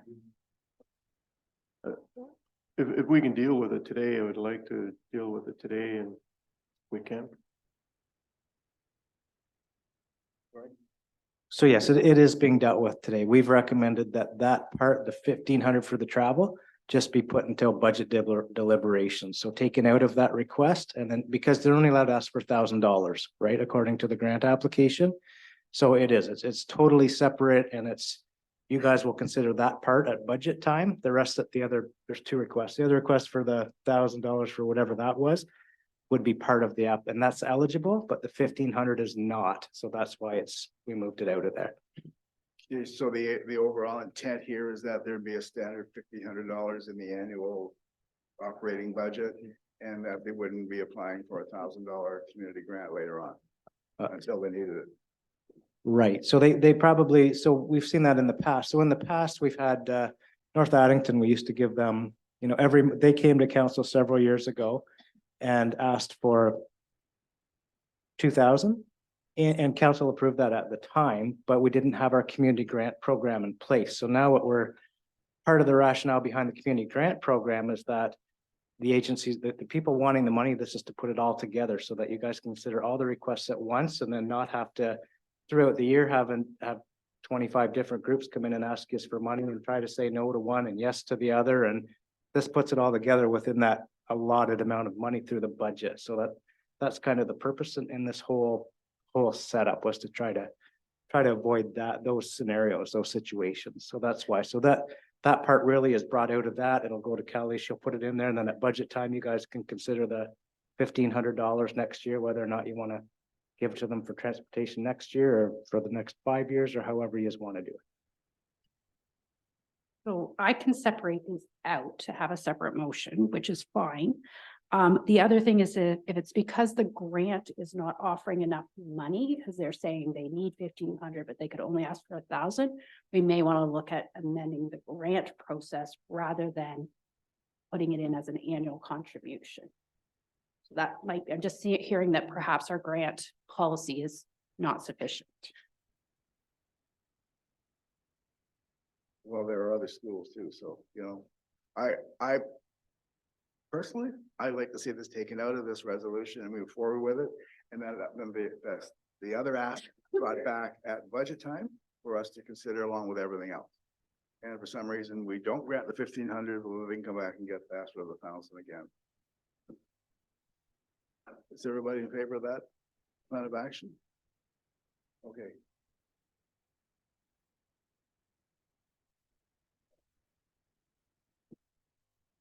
Okay, so this resolution has been amended to remove, and the council instructs the manager community development to include $1,500 in the draft 2024 budget for consideration at that time in regards to the Clarendon Central Public School Parent Council's request to have $1,500 included in the annual budget to assist with school transportation for excursion.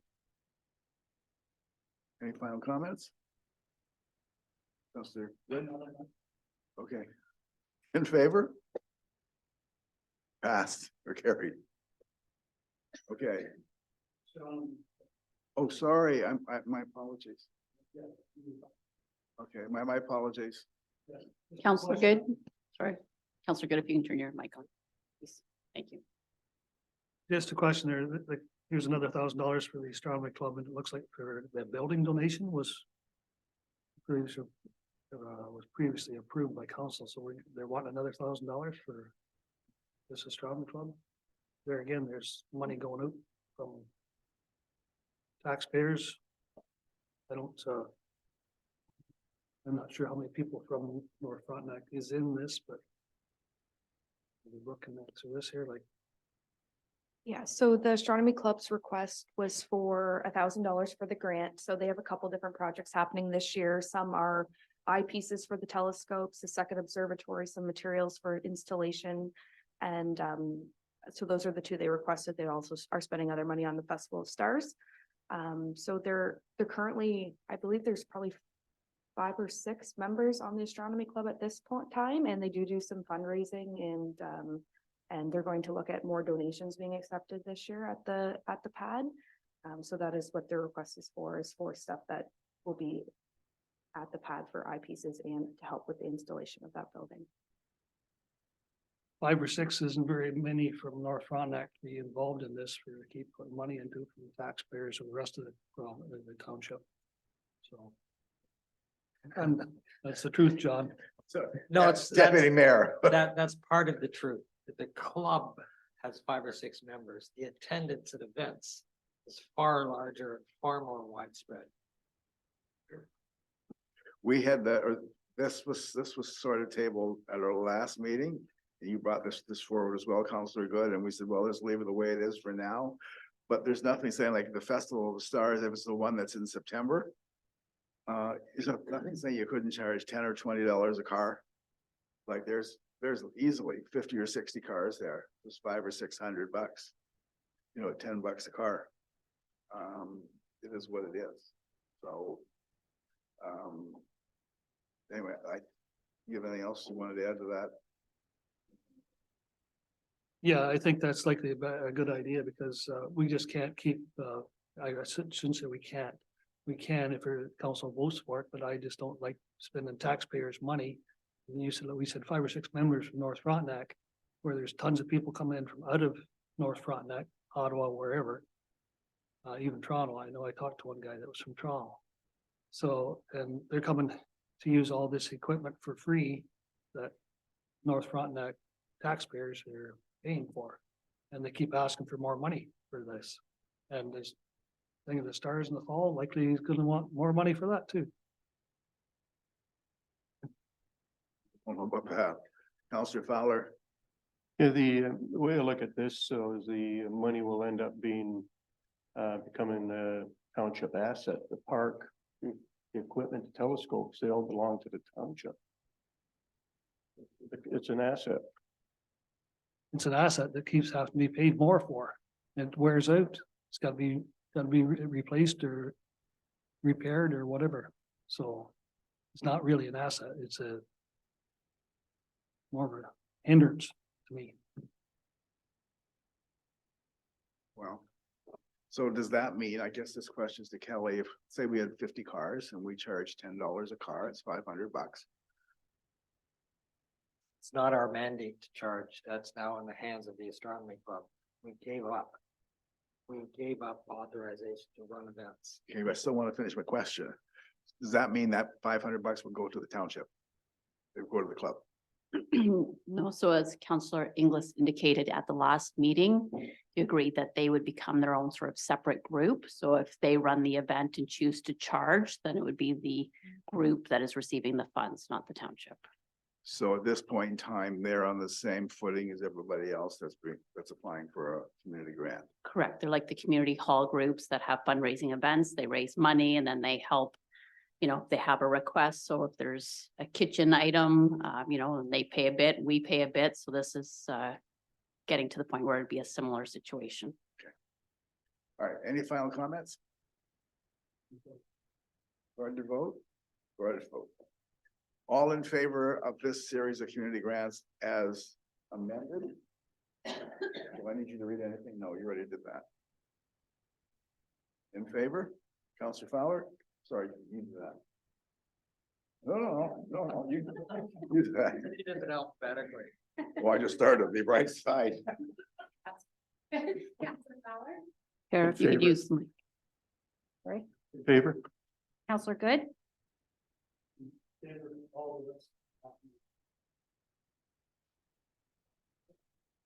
It's a no. no, okay. Counselor Hermer, Yes. Deputy Mayor Ingles, Yes. Counselor Regent. Mayor Lickby. In favor? So, I missed someone. Well, sorry, you declared a conflict in this. Yeah.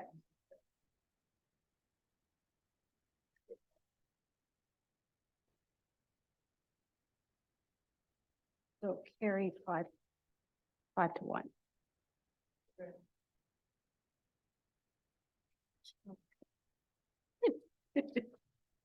Okay, so we're on to community development, Paramount Community Hall Committee. No, so we have that other one that you guys took out of that motion. Oh, okay. Well, actually, we're gonna do that at budget time, I thought. So this is just to have it brought back. Okay. Just otherwise it Or would yours. go away. So I need a mover and a seconder and I need to get.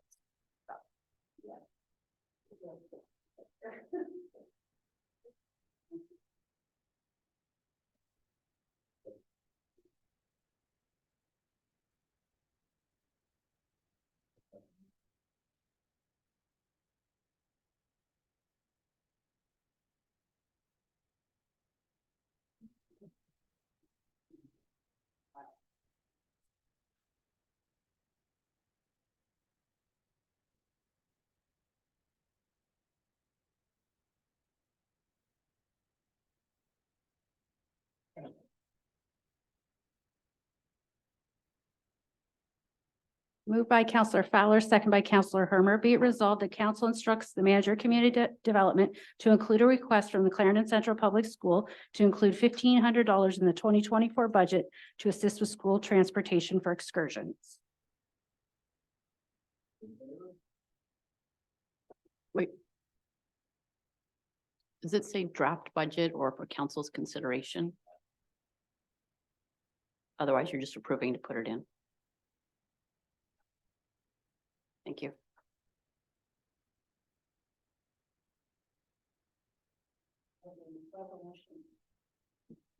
So the resolution has been amended. Be it resolved that council instructs the manager of community development to include a request from Clarendon Central Public School to include $1,500 in the 2024 draft budget to assist with school transportation for excursion for council's consideration. Okay, everybody in favor? Carried.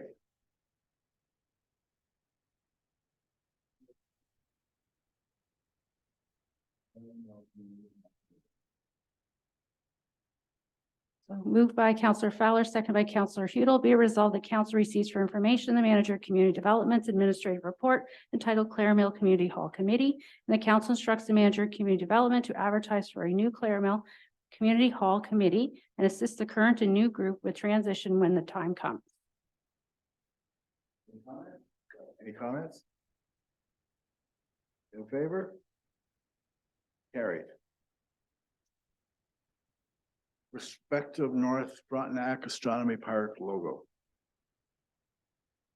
Moved by Counselor Hudel, second by Counselor Fowler, be it resolved that council receives for information the manager of community development's administrative report entitled Prospective North Frontenac Astronomy Park logos. And the council selects logo, and I'm looking for an option, as the official logo of the North Frontenac Astronomy Park.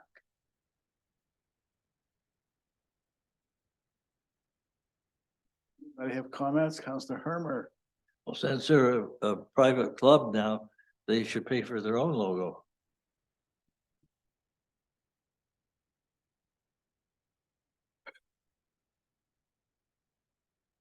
You just said, I'm gonna get the mayor for this. This is a good point. Let's go through this. Sorry. I just want to add some clarification that the astronomy park, the facility is still the township's. So the astronomy club is holding events at the township's facility. So this is for the township facility, not for the astronomy club. Thank you. That's really splitting hairs. Okay. We have 4 logos, logo 1, 2A, 2B, and we have logo 3. Let's go around, and then the seven members of council, and tell us which one you like the most. Counselor Fowler.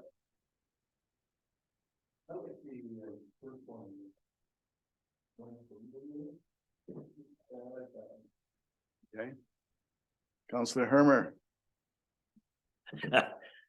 I don't really care. Pick one, please.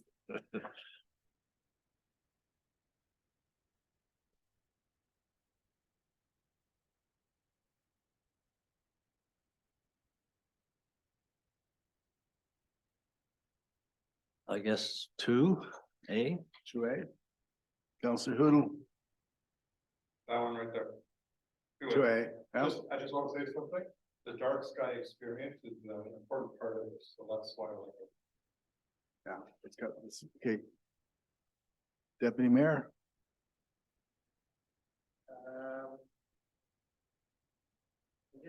Guess I'll vote like Roy, that you've got fact that there's people and the sky, there's blue. Yeah, I'll go with what's it called? 2A. 2A. Counselor Regent. Well, I was going to say the first one, but now I'm sort of, I think I prefer the last one, level 3. Because partially of what Councilor Hudson said about the dark sky experience. And the other ones, I realize what you're going to get something, but it doesn't. I don't know, that part of it is what I'm not thinking about, to be honest. Okay, so you're 3. Great. Counselor Good. I don't know, maybe I should ask my taxpayers which one they want to spend the money on. You could do that.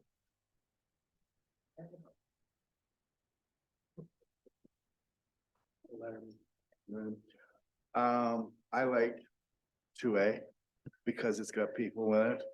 And I started with 2B because of the Frontenac green, but the 2A has colors, has a dark color, and it has people, and that's what we're all about. There's no kid in it, or no child, but I like what we see. The only other thing that I would think you might want to consider is replacing one of those 2 little telescopes with a camera. Some of these people are into like serious photography, and they set these very expensive cameras up. But I can live with it exactly the way it is. That might be a camera on the end of it there, it's hard to see. Oh, no, you saw some of the ones. There were thousands. So the telescope started at 2.5. Brooke? I just wanted to add, if there is small changes you would like to it, we can absolutely make those amendments. If you want one of the telescopes replaced with a camera, we can do that. If you want a child instead of 2 adults, we can do that. There's not enough room there to put a small child in the middle of that somehow or over the side. No, I think this is fine. Councillor Regent? I'm a little stuck on the finger pointing. It doesn't look like the first finger. I think this is clip art, And this right? seemed, this whole meeting, everyone's just sort of say what you think. So there's the one. You know that's gonna make the Frontenac news, eh? It sure is. You're darn right it is. So move that finger over a bit to the left.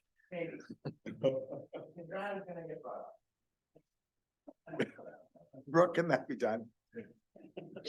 So make sure we got the right finger. Which finger it is. Okay. All right, so logo 2A it is. We need. And that council selects logo 2A as the official logo of the North Frontenac Astronomy Park. Do we have any final comments? In favor? Did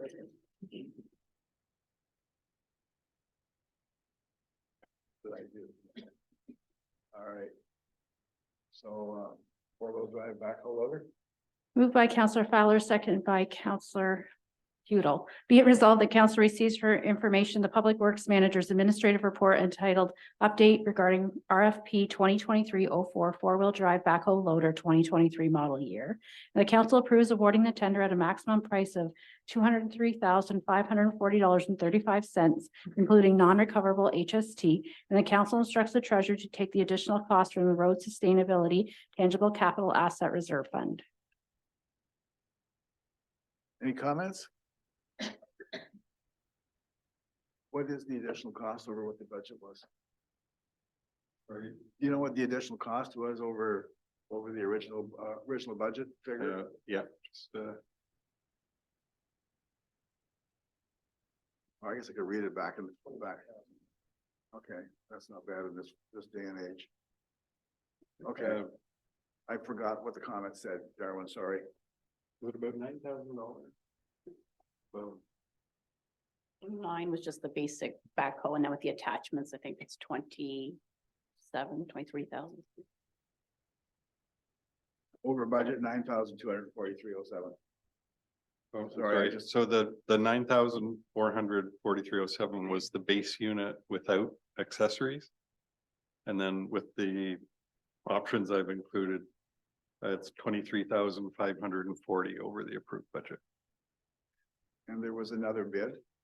There were 2 bids. What was the other bid? Roughly? On the base units, they were within $3,000 of each other. Okay, any comments? Counselor Fowler? Yes, with this particular piece of equipment, can you add other items to it, like other accessories, like use a brushing thing with it, or is it strictly just a backhoe? It's a backhoe. We wouldn't do brushing with it, but it does, we have 3 backhoes and 2 brooms. So this includes the option to run a broom with it at no extra charge. The plumbing and valves to run that broom was included in the base unit price. So really it'd be just backhoe loading and the broom. And then with the forks loading and handling materials around the yards would be the primary uses for it. Basically cleans up its own mess. Well, and with the thumb then handling brush and material, pulling beaver dams, yeah. The broom would be cleaning up the road after, if there's Yeah. dirt on the road. Well, yeah, the operation we're in right now is sweeping all the intersections and through the villages, and so we'd have 2 brooms on the go. Any other comments? In favor? Carried. Mattress recycling trial. Moved by Counselor Fowler, second by Counselor Hudel, be it resolved that council receives for information the Public Works Manager's administrative report entitled Mattress Recycling Trial, and the council approves conducting a mattress recycling trial at the 506 waste site for the 2023 season, and the Public Works Manager will report the findings from the trial to council at a future meeting. Any comments? Counselor Hudel. Darren, I read your report and I'm in favor of this program. I think it's good. The only thing I would suggest is maybe consider charging more for mattress because it's not going to take you 3 hours to get to Woodbridge. I lived in that area. It's going to take an hour and a half just to get through York Region. Plus the truck's going to be waiting there to unload. It's going to be more like a 6 or 8 hour day just to get there and back. And that's we're going to have to pay someone to drive there. Yeah, no, I agree. I've included here. I've just allocated it's a day trip. If not more. Yeah. Yeah. I have this, Mr. Mayor, if I might, it isn't a moneymaker. It would be nice if we could break even, and I think we will when we factor in the reduction in the bulky item bin pickups that result. It's been an issue for me since I started here, especially at 506. We receive a lot of mattresses. They fill the bin up quick, and there hasn't been a viable recycling program for them other than, I think if they go out in the big bin, they end up getting shredded with a bunch of other items, but I just want to make you aware that your driver's going to be gone for a long time. if we hadn't, the new hook truck that we purchased last season is kind of part of making this work too, that we find we can haul to Woodbridge without concerns, on that front. Any other comments? In favor of the resolution? Carried. EOS positioning system. Moved by Counselor Hudel, second by Counselor Fowler, be it resolved that council receives for information the treasurer's administrative report entitled EOS Positioning Systems RTK Base Station Hosting Agreement. And the council authorizes the treasurer to sign the agreement with the EOS Positioning Systems to place an antenna at 6648 Road 506. Counselor Hudel. I'm not aware of the acronym EOS.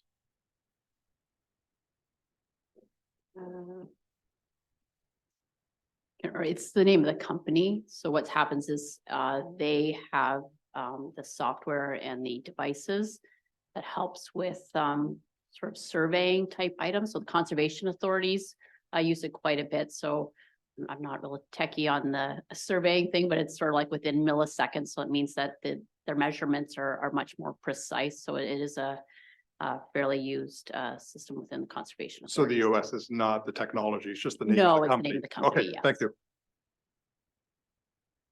And where are we intending to place it on this site? So we'll have to look at the building and figure out the best place to put it. It's a very small, I included a picture. It's a very small unit, so it'll just go on the corner somewhere. You couldn't take down that defunct tower or that antenna up there and put it up there. Sorry, just my 2 cents worth. Counselor Maybe. Good? I just got a question on what it says here to me is subscription is $3,100 a year. And right now the township does not have a device to use with this system. So why is we gonna pay $3,100 a year if we don't have, it says right here. So we actually would get this service for free if we needed it. The county does have a device to use it. So there probably is, going forward, some options to use it, but so the county does have a device. They will also get the service for free. So there is no $3,100. That was just in there just to say this is if you were to subscribe for the service, that's how much it is. But because it's being housed at our building, we will not be paying a fee.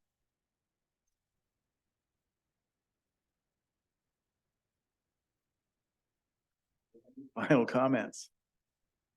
In favor of the motion? Opposed? Carried.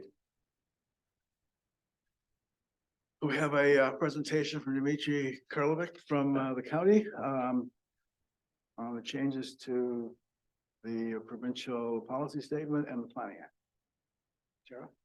So moved by Counselor Fowler, second by Counselor Hudel, be it resolved that council receives for information the county planner's administrative report entitled Summary of Proposed Changes to the Provincial Policy Statement and Planning Act, and that council directs the clerk planning manager to submit comments about the proposed changes as outlined in Appendix A of this report to the province through the Environmental Registry of Ontario.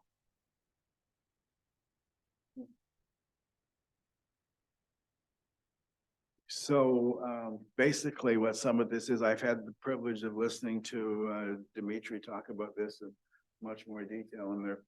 It looks like the province may be walking, I stress, may be walking back some of the Bill 23 issues along the waterfront. And there's also changes to the Planning Act that are being proposed.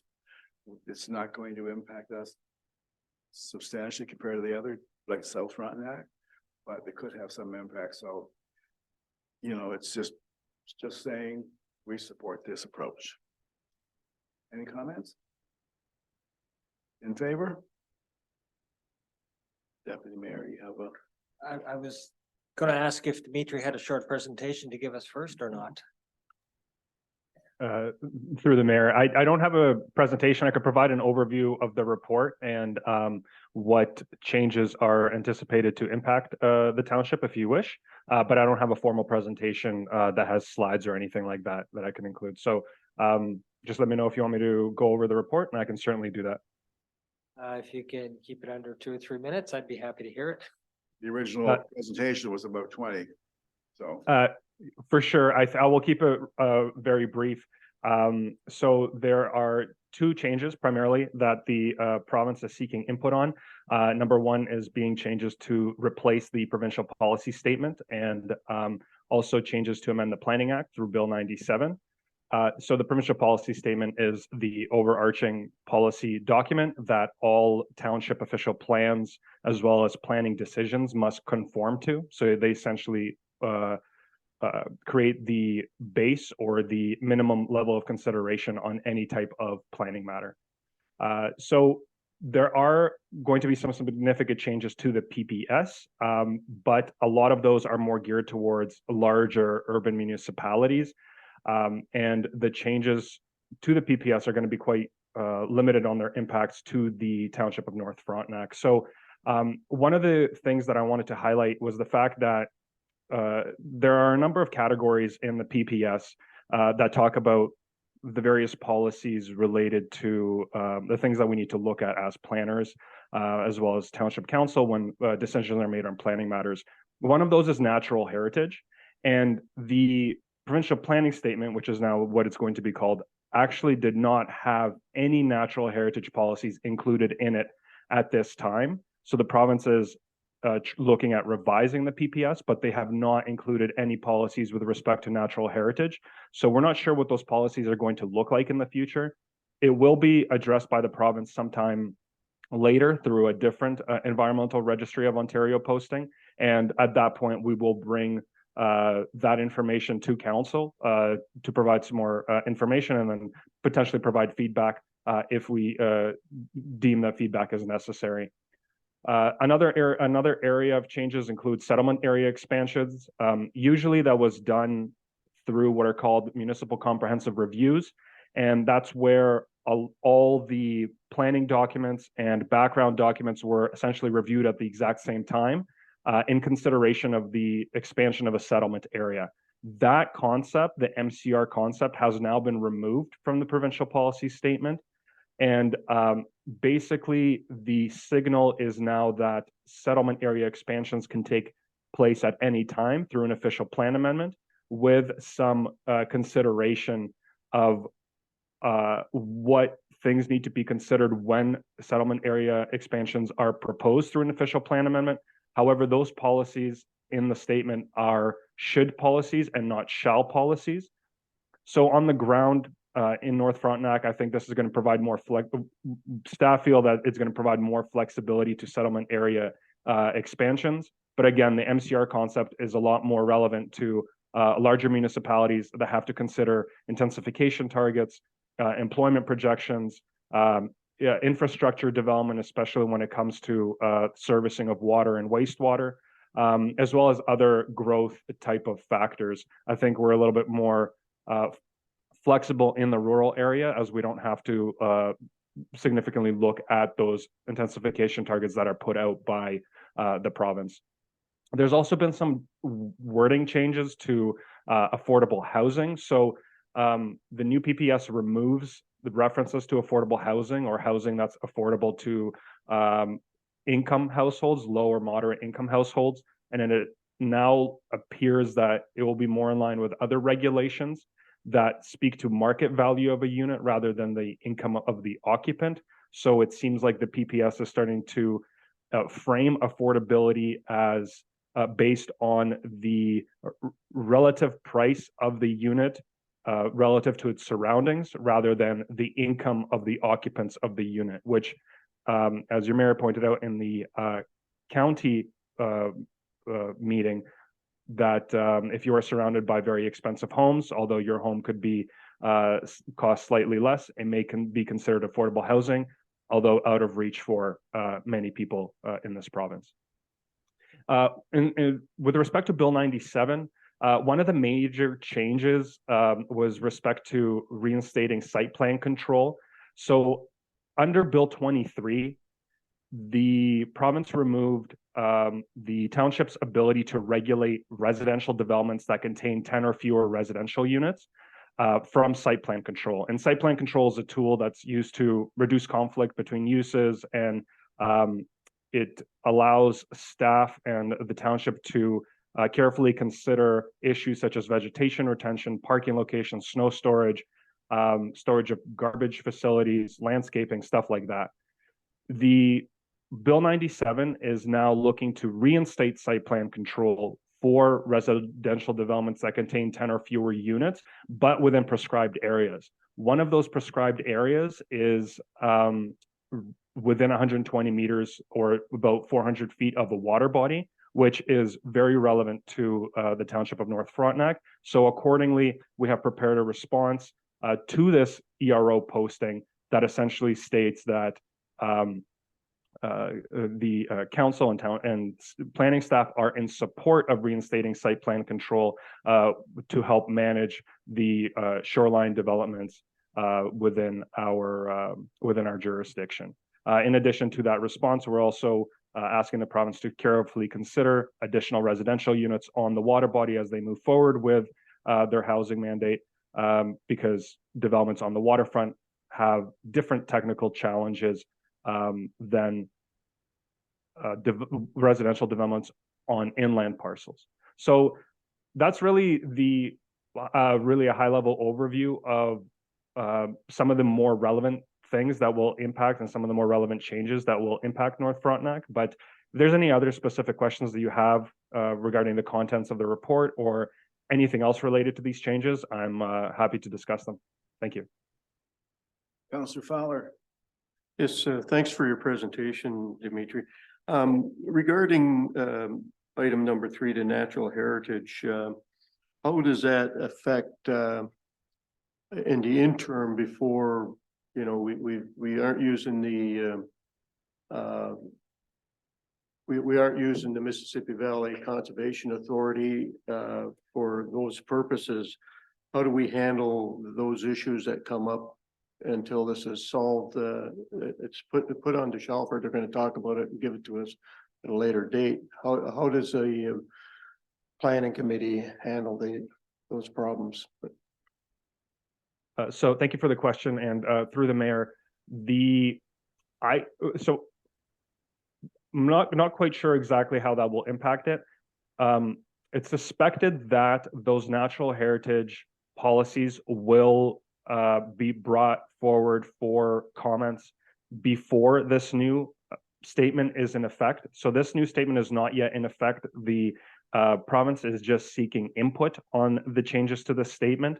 So we suspect that those natural heritage policies will be posted before this statement comes into effect.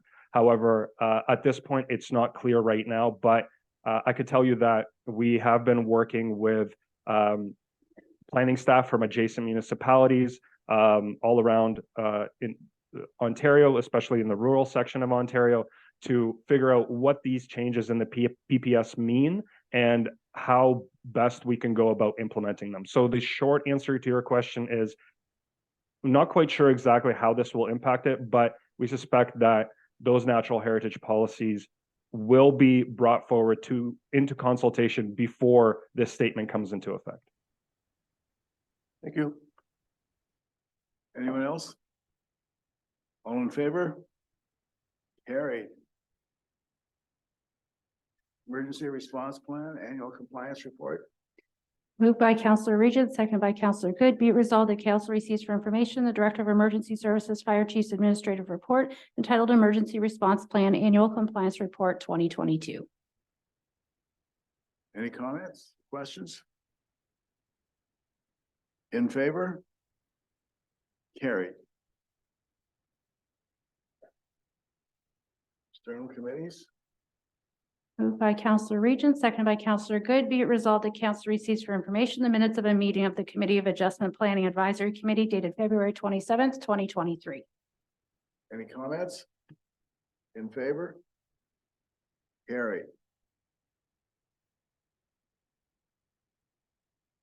Moved by Counselor Regent, seconded by Counselor Good. Be it resolved that council receives for information the minutes of a meeting of the Kelladar-Barrie Joint Fire Committee dated February 17th, 2023. Any comments? In favor?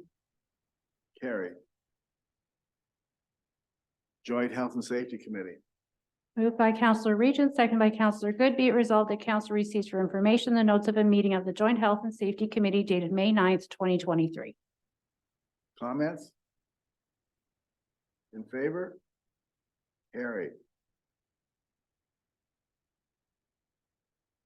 So we have this resolution, giving notice of motion. Moved by Counselor Regent, seconded by Counselor Good. Be it resolved that council receives the notice of motion from Counselor Fowler requesting council reconsider resolution 18213 to assume a 420-meter section of the Arcool Road and extend the maintenance limits to Gordy Lane, and advising Fidel Tremaglia is willing to pay to have the turnaround constructed. And the council approves the assumption of the additional 420 meters of the Arcool Road and extends the maintenance limits to Gordy Lane, including snow plowing. The council approves Mr. Tremaglia having the turnaround constructed at his cost, subject to entering into a license agreement, which shall include the requirements for the construction of the turnaround established by the Public Works Manager, and that the contractor is to provide liability insurance and WSIB, and that the Public Works Manager will provide the required amendment to bylaw 8913, Schedule B to the Clerk Planning Manager, and that council instructs the Clerk Planning Manager to prepare the bylaw to assume the road for a future council meeting. Any comments? Deputy Mayor. I recall that the costs involved here were a one-time cost for construction or turnaround, and then annual costs for grading and snow plowing, which were greater, especially over a period of few years, than the cost of constructing.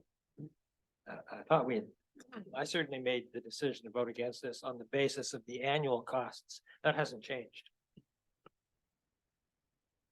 The Fowler. Yes, this is just to put the motion forward to the next meeting to deal with it. We're, to get into the details, we can discuss that at the next council meeting. Sorry, I misunderstood. But in that light, can we ask Dale that your staff give us a approximate estimate of the costs of maintenance, or take a second look at it and to be sure that we know what we're talking about, making an informed decision.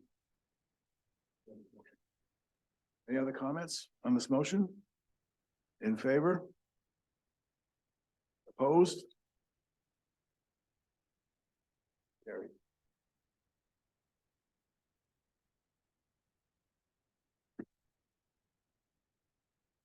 Okay. And then we have the resolution for Councillor Hermer.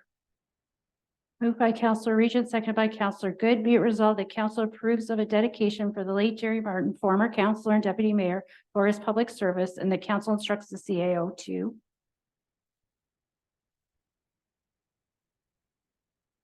Councillor Hermer. Well, I brought this forward just, first of all, to recognize his public service, but primarily to ask that the war memorial be dedicated to his memory by a small plaque.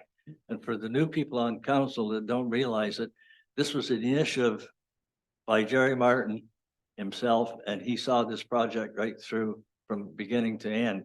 And had he not done that, I am sure that we wouldn't have the memorial we have today.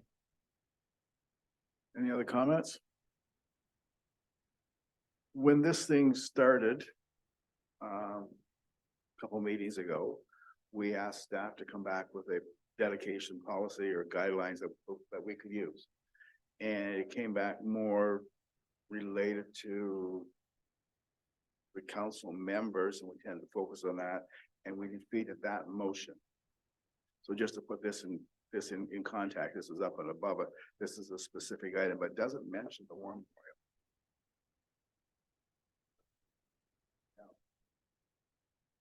Yes, it is. So any other comments?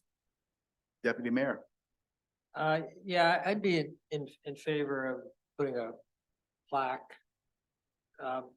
But on the war memorial, but the war memorial is for veterans of wars. We don't want a plaque to interfere with that recognition. So if it could be done in that way, I'd be in favor of it.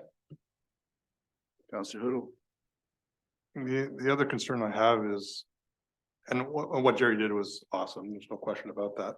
But we haven't recognized the veterans who lost their lives during the wars on that memorial. So I find it kind of awkward that we would have his name on it, but not the veterans. I totally agree we could recognize them somehow, but I don't know if that is the appropriate spot.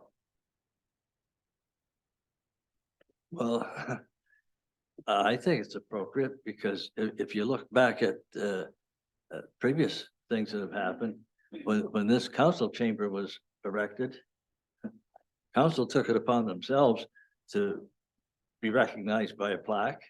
So I think it's a similar situation. It's a product of an asset to the municipality, but was provided through his initiative and his hard work. Anyone else? Those are good. Jerry was the one that fought for that war memorial. I know that. He did all the work for it himself. And I'm like Councillor Hurdle, I don't know if there's a place to put a plaque on there if we haven't recognized all the veterans that gave their lives for us. Is there an alternative place we could display this that would be appropriate?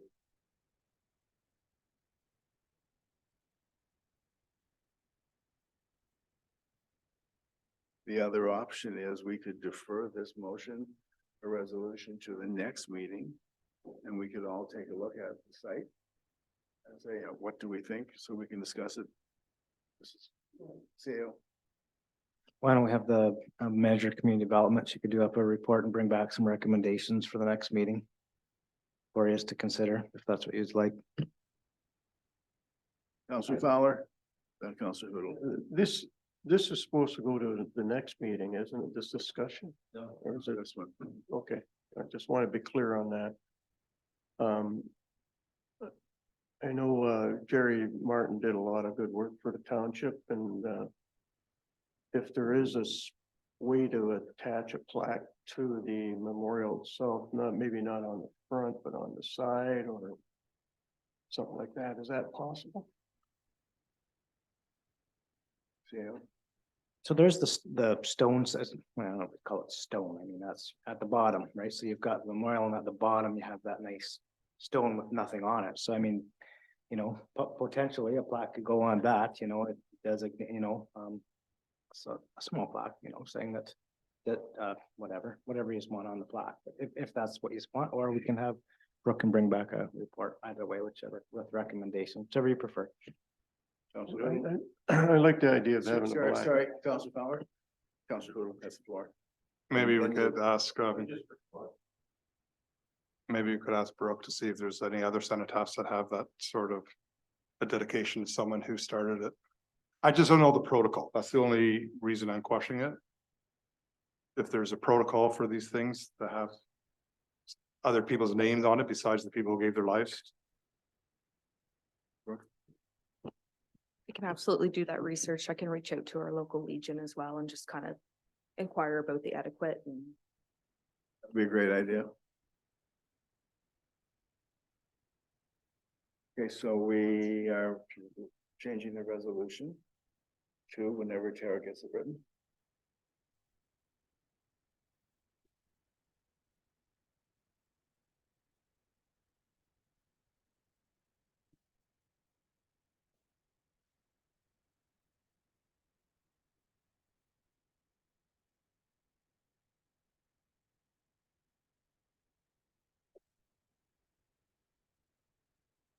I mean, it could be just a plaque beside it. I don't know, like. But let Brooke look at the etiquette of what's involved with that. Exactly. There's gonna be a lot of council deaths in the next 20 years. Where are you gonna put all the plaques? It'd be good to have a procedure. We're not opening that up again. See you next year, Counselor Herman. Well, I just think that it's important that we recognize when someone does something out of the ordinary like this. I mean, we're talking about dedicating a renovated kitchen at the hall in Ed's name. So, I mean, why are we picking and choosing on things like this when Counselor we've Herman, already approved one thing? And I don't think anybody here is saying that Jerry Martin didn't work hard for this and doesn't deserve the recognition. I think it's more along the lines of how big and where do we put it? Because we don't want to desecrate the names of the people who did die to put that money, or the reason the monument's there in the first place. exactly, It's that's, just- that- it's that's just why it Where do was, we put it? was put there in the first place, to honor these people that served it in the past. But I think the person responsible for that deserves some recognition for that, not only for this generation, but for future generations. We're not arguing that. We think that the consensus I'm reading here is that we should do something. It's just, what do we do exactly? That's what we're looking at here. Okay, so, Sarah? And that council instructs the manager of community development to look into options to provide a dedication and report back to council. In favor? Carried. Okay, we are now at verbal reports. And I'm going to follow the schedule this time. So the first one up is county business, and that's myself. So we met, on May the 10th, which is a week ago, this past Tuesday. The county council had a tour of a manufacturing facility in Brockville called Nuterra. Nuterra makes water treatment and waste treatment facilities for around the world. They can treat 35 homes. And treat the water in it in the size of a 20-foot long shipping container. And they can likewise treat the sewage collected from those homes to the quality that can be discharged back into the water course in another 20-foot container. These things are not cheap. You're looking at $500,000 or $600,000 as the entry, but it's the way of the future. You're not going to see, we're running on 2-acre lots simply because we need a position or place for the house, garage, outbuildings, septic system and well and so on. And maybe if the septic system failed, you put another septic system in. Well, if you do away with all the septic systems and all the management and all the wells and control it centrally, then something like this, which would fit in a facility is smaller than this particular room. So it was really an interesting day. The next is we had a county meeting, the council meeting on Wednesday. First up was Fairmont Home. They presented their satisfaction survey. They were compared to 8 other long-term care facilities, and Fairmont did extremely well. And just to remind you, there is options on the table to whether or not to rehabilitate Fairmont Home, to rehabilitate it and put an addition on it, or to sell it, dispose of it, level it, and build a brand new facility. And that's going to take some time to work through. We had the detailed presentation from Dimitri. We just had a version of it today. He talked about affordable housing. Well, the figures I use for context, where he did it a little more diplomatically. But if you have a series of $1 million houses and your house is valued at $799,000, your house is considered affordable. That's what they're looking at. It's not, low end of market or anything. The idea of the K&P Trail acquisition from 509 north to the Lanark County border, 7.8 kilometers past. We agreed to offer $1 on the basis that we got free and clear title. And that question came up and was discussed at some length. There is another question on the table, ATV access on the KNP Trail from Verona South down to Hardington. Apparently, originally, motorized vehicles were not permitted on the trail, and now they've come back and said, we want you to look at it again. So I don't know where this is going to go. The county has sent a letter to the Premier, Ontario Minister of Municipal Affairs and Housing, AMO, and the local MPP, asking them to reconsider Bill 23 and the wording in it and so on, and to look at the legislative timeline. And finally, I had a meeting, as Bruce Moore indicated this morning, with him, and we talked about various issues that impact us and the NFLAA.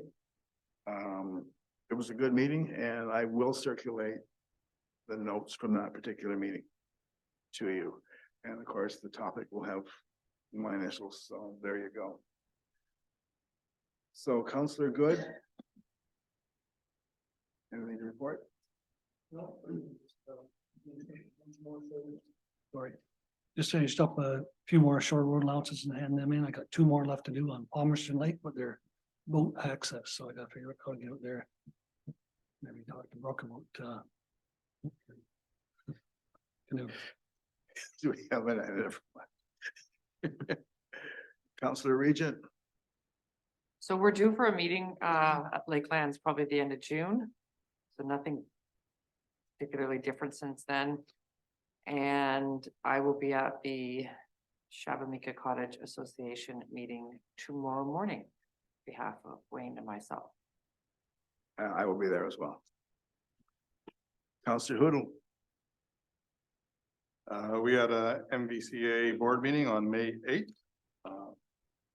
Paul Kehoe is the new chair and Jeff Atkinson is the vice chair. We had a presentation of the state of the watershed in our area.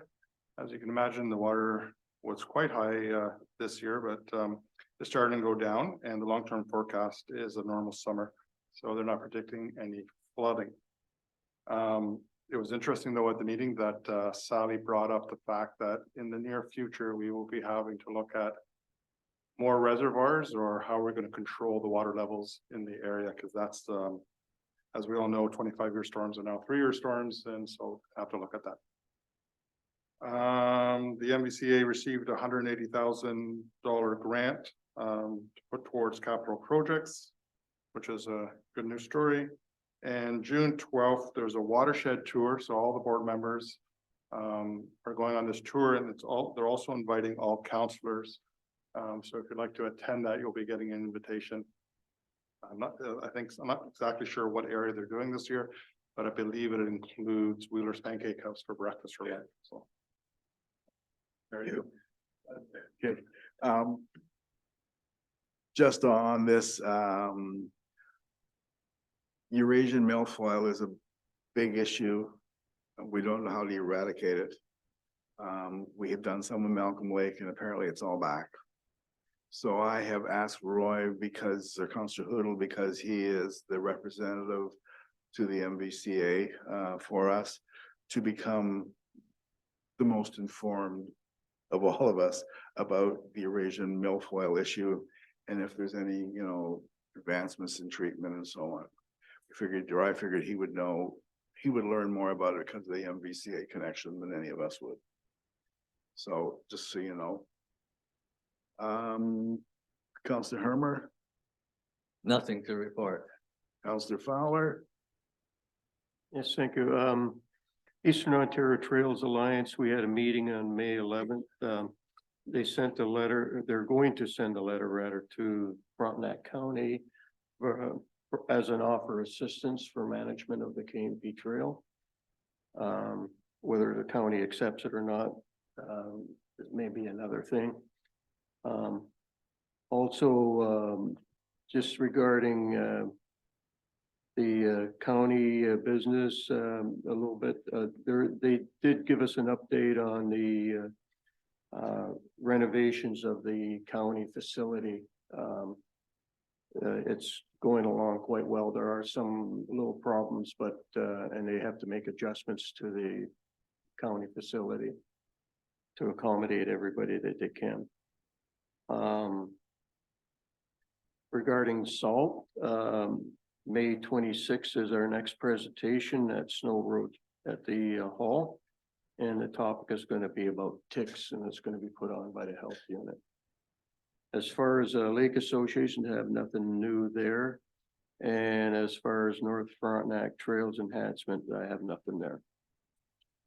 Deputy Mayor Ingles. I have not had any meetings with Ward 3 Lake Associations, so no report this time. Okay. Thank you, everyone. So now we have the introduction and reading of bylaws. Moved by Counselor Regent, second by Counselor Good. Be it resolved that leave be given to the mover to introduce the following bylaws that have been circulated to all members of council. 3223 pre-application consultation bylaw, 3323 requirements for processing planning applications, 3423 part lot control Finch, 3523 to sign agreement with Bytown Motorcycle Association, 3623 being fees and charges bylaw, and that these bylaws be read a first, second, and third time and finally passed. Any comments?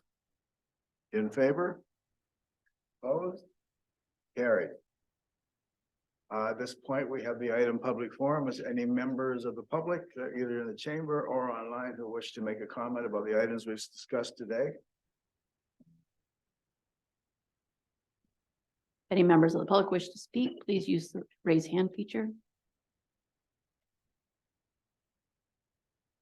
Seeing none. Thank you. We will now take a recess and we will go into a closed session. Yes.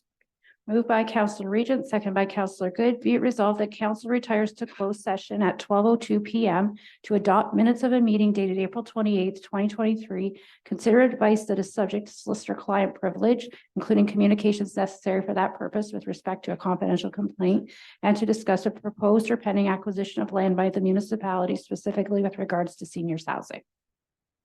In favor? Carried.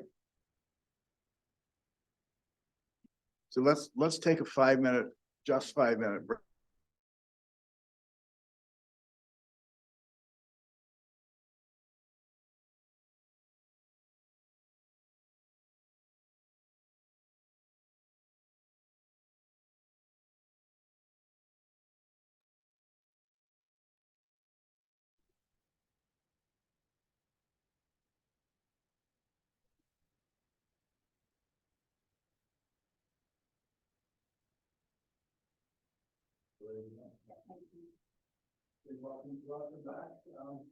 Sorry.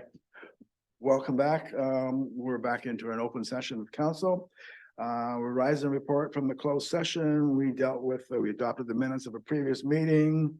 We dealt with an item of solicitor-client privilege, and we dealt with a potential acquisition of property.